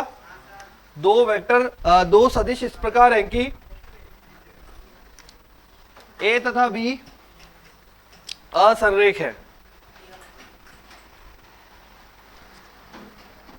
दो वेक्टर इस प्रकार, दो सदिश इस प्रकार है कि ए तथा बी असंरेख है।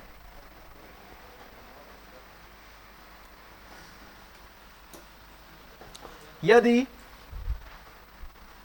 अल्फा व बीटा, यदि अल्फा व बीटा संरेख हो,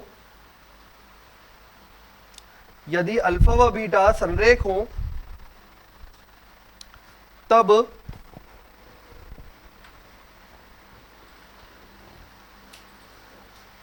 अल्फा व बीटा संरेख हो तब लैम्डा का मान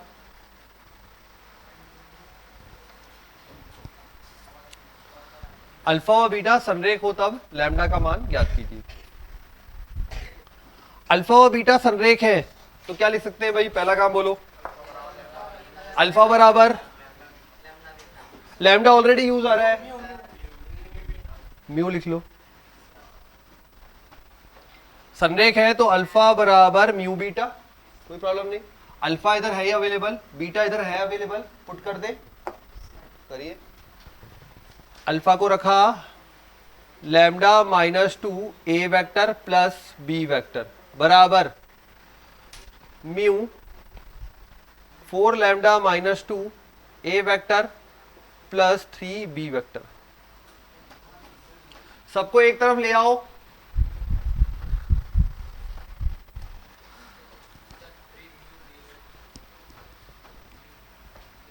अच्छा, म्यू भी आएगा, ओके ओके। सबको एक तरफ ले आइए और ए वेक्टर और बी वेक्टर के गुणांक बना लीजिए। सबको एक तरफ ले आइए, इधर लाकर ए वेक्टर का अलग सेट और बी वेक्टर का अलग सेट बना दीजिए गुणांक के रूप में।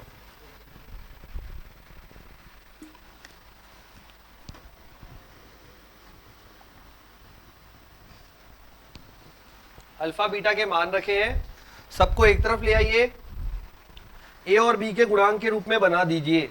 मतलब मुझे ये चाहिए इधर ए वेक्टर हो और इधर गुणांक आ जाए, प्लस इधर बी वेक्टर हो, इधर गुणांक आ जाए, बराबर में 0 हो जाए।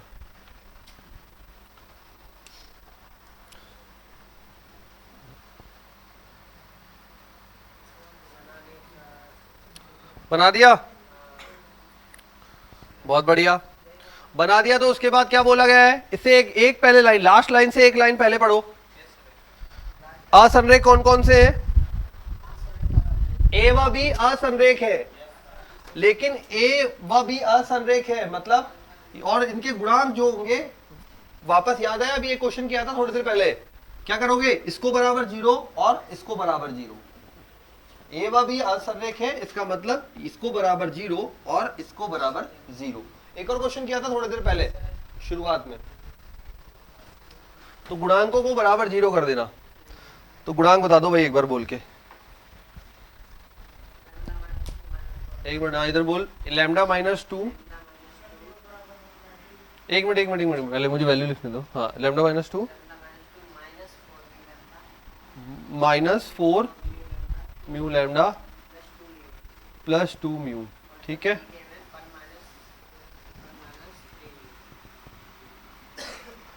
म्यू बराबर कितना आ रहा है भाई? 1/3। म्यू बराबर 1/3।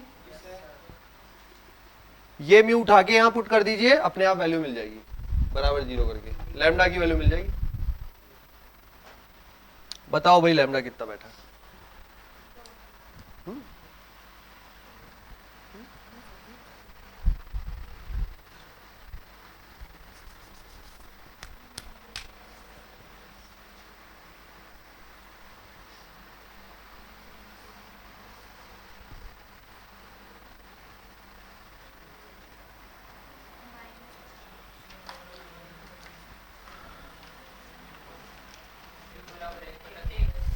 लैम्डा बराबर 1 -4 लैम्डा बराबर -4।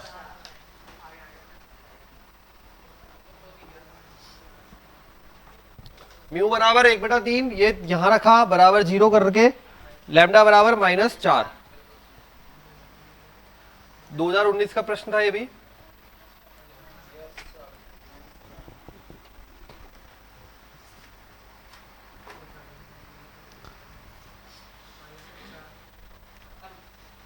हाँ, लैम्डा ही तो निकालना था।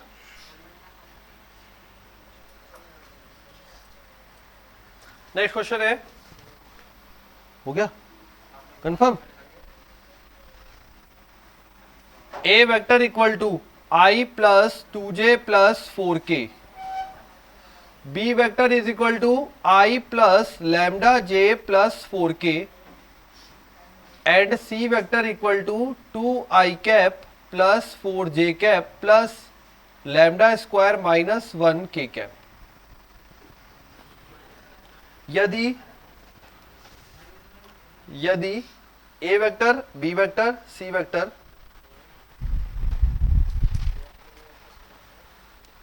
समतलीय हैं,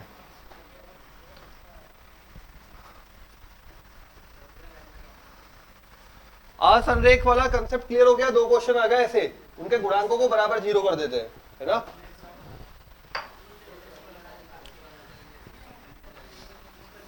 समतलीय है तब, समतलीय है तब ए वेक्टर क्रॉस सी वेक्टर का मान ज्ञात कीजिए। ए वेक्टर क्रॉस सी वेक्टर 2019 नहीं, वेक्टर ज्ञात करना है। यस बोलिए। बी वेक्टर बेटा I cap plus lambda J cap plus 4k cap, C में 2i cap plus 4j cap plus lambda square minus 1k cap. समतलीय क्या करोगे? समतलीय में डिटर्मिनेंट बनाओ बराबर 0, सारणिक बना के 0 कर दीजिए। हो रहे ना, देखो डायरेक्ट क्वेश्चन है इस चैप्टर में।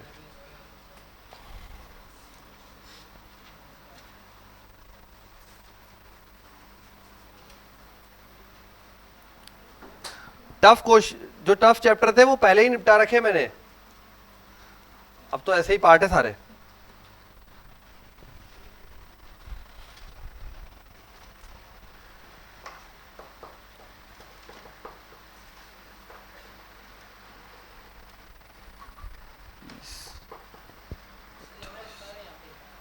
हाँ लैम्डा स्क्वायर है यार।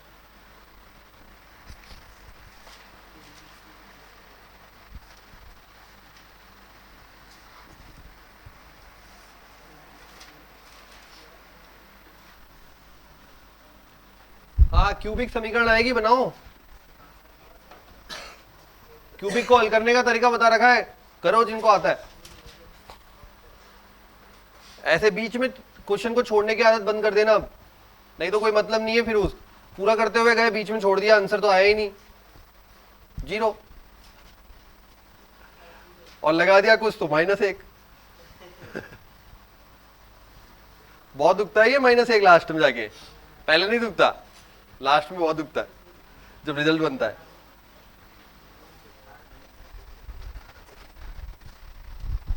बना क्यूबिक समीकरण आई 1 2 4 1 लैम्डा 4, ये सारणी खोला बराबर 0 में, तो समीकरण आई होगी ना। समीकरण तो बोल, ऐसे बीच में छूट जाता है तो लड़ ना। माने निकाल दी क्या?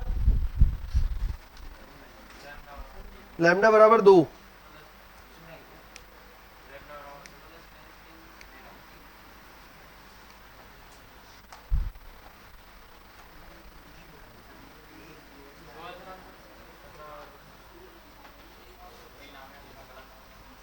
तूने निकाले थे विमान? हाँ जी,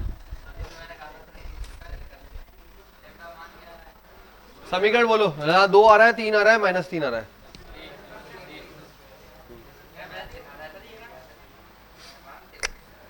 अरे विश्वास ही नहीं है, तू कहाँ जा रहा है? तो पीछे अभी करूंगा पूरा ये, तू कर। हाँ लैम्डा क्यूब, समीकरण बोलो, समीकरण बोलो इसकी सही है। -2 लैम्डा स्क्वायर -9 लैम्डा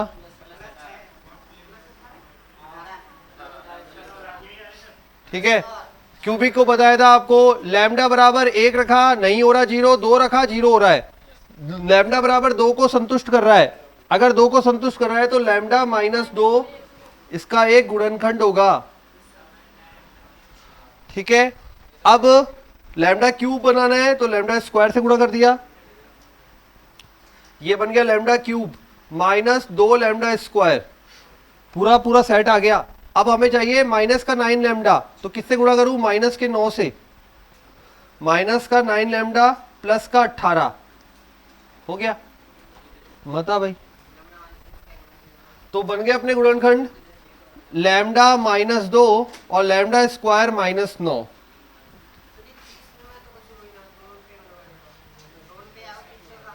हटा दिया ना, कहाँ है, हटा दो, 2 पे आ गया, तीसरे को हटा दो, 0 बनेगा ना, कुछ बन ही नहीं, अपना काम तो हो गया भाई। अपन 3 बार लिखते हैं, इसमें 2 पे ही काम हो गया, तो खत्म करो तीसरे को, 0 से गया, तो आंसर आ जाएगा लैम्डा बराबर 2, लैम्डा बराबर प्लस माइनस 3। ठीक है, 3 लैम्डा के मान आ गए। अब पहले लैम्डा बराबर 2 से शुरू करते हैं, कहां रखना है भाई, यहां रखना है। ठीक है, ए क्रॉस सी निकालना है मुझे, तो मैं ए क्रॉस सी निकाल रहा हूं जब लैम्डा बराबर 2 है, निकाले तो आई कैप जे कैप एंड के कैप, ए क्रॉस सी 1 2 4, सी 2 4, 2 का स्क्वायर 4 माइनस 1 3, बताओ क्या आ रहा है भाई,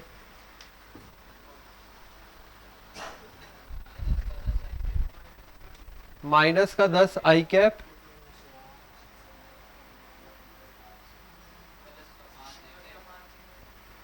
प्लस का 5 जे कैप, बस।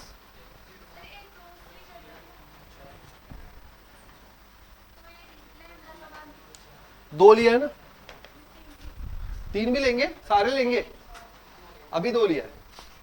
ठीक है, ऑप्शन मिलान करेंगे, अगर ऑप्शन में आंसर मिल गया तो ठीक है, नहीं मिला तो आगे बढ़ेंगे। वैसे तो ऑप्शन में आंसर मिल चुका है, ऑप्शन के अकॉर्डिंग आंसर मिल चुका है। ठीक है, लेकिन अगर आगे बढ़ते हैं तो क्या होता है वो भी चेक कर लेते हैं। अब मान लीजिए मैंने 3 रखा, 3 रखा, 3 का स्क्वायर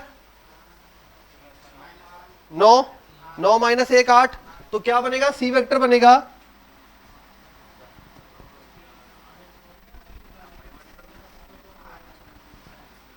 अच्छा, इसमें 2 कॉमन ले होंगे,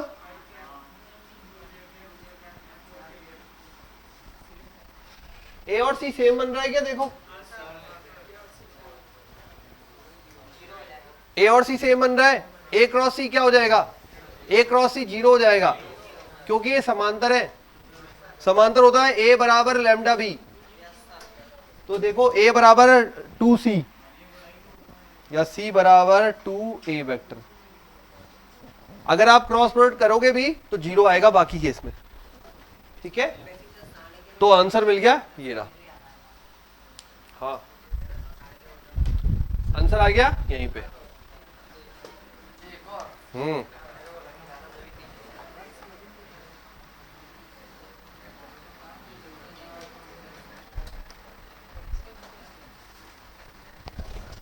लिखिए एक और क्वेश्चन,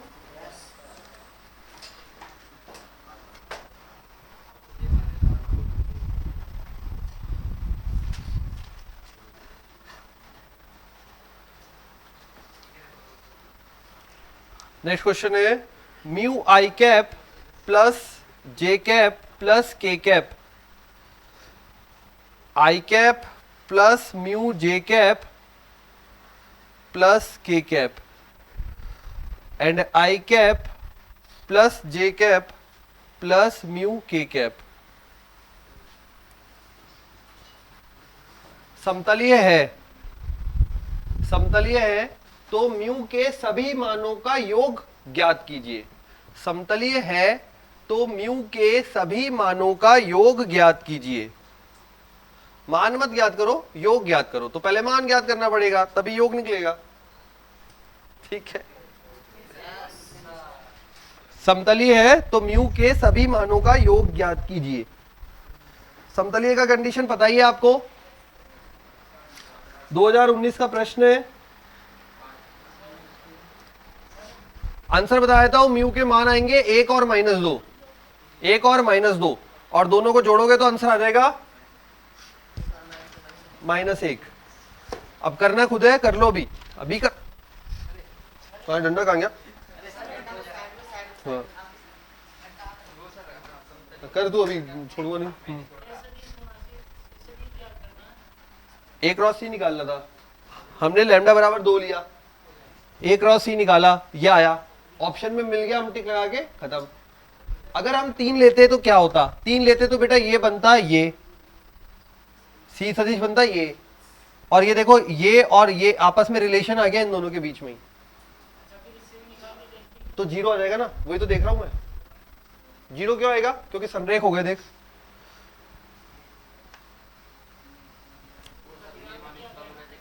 क्या बेटा, सॉल्व कैसे करते हैं? क्यूबिक वाली समीकरण है, इसमें 1 रखा, अगर 0 आ गया तो 1 इसका गुणनखंड है, नहीं आ रहा 1 से 0। 2 रखा, 2 रखा तो 0 हो गया, 0 हो रहा है, तो यूं बोलेंगे लैम्डा बराबर 2 पर ये 0 हो जाता है, तो लैम्डा -2 इसका एक गुणनखंड है, तो लैम्डा -2 3 बार लिखेंगे। अब हमको ऐसी वैल्यू से गुणा करना है कि ये बनता चला जाए, तो लैम्डा क्यूब बनाना है, लैम्डा स्क्वायर से गुणा किया तो लैम्डा स्क्वायर, ये लैम्डा क्यूब बना, -2 लैम्डा स्क्वायर बना। ये क्या, यही चाहिए था मुझे। अब मुझे अगला क्या चाहिए? 9 लैम्डा माइनस का, तो माइनस के 9 से गुणा किया, काम हो गया, तो इसको हटा दिया। नहीं होता तो वहां भी सेट करते, ठीक है।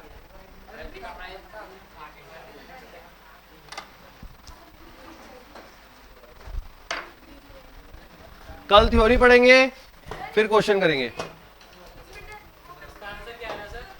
अरे बोला था ना अभी यार, मैंने बंद कर दिया। नहीं, शायद -2 1 था, -2 1। हाँ जी,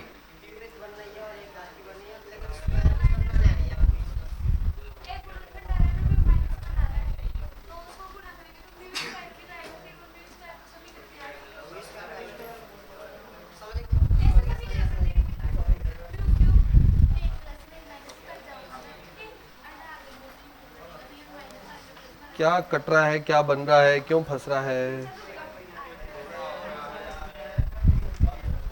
क्या बन रहा है बोलो।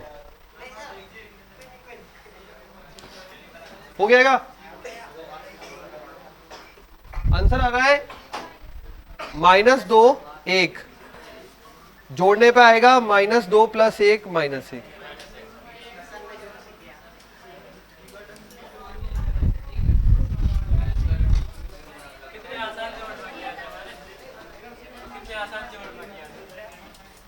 ठीक है, मिलते हैं कल अगली क्लास में, तब तक के लिए बाय बाय।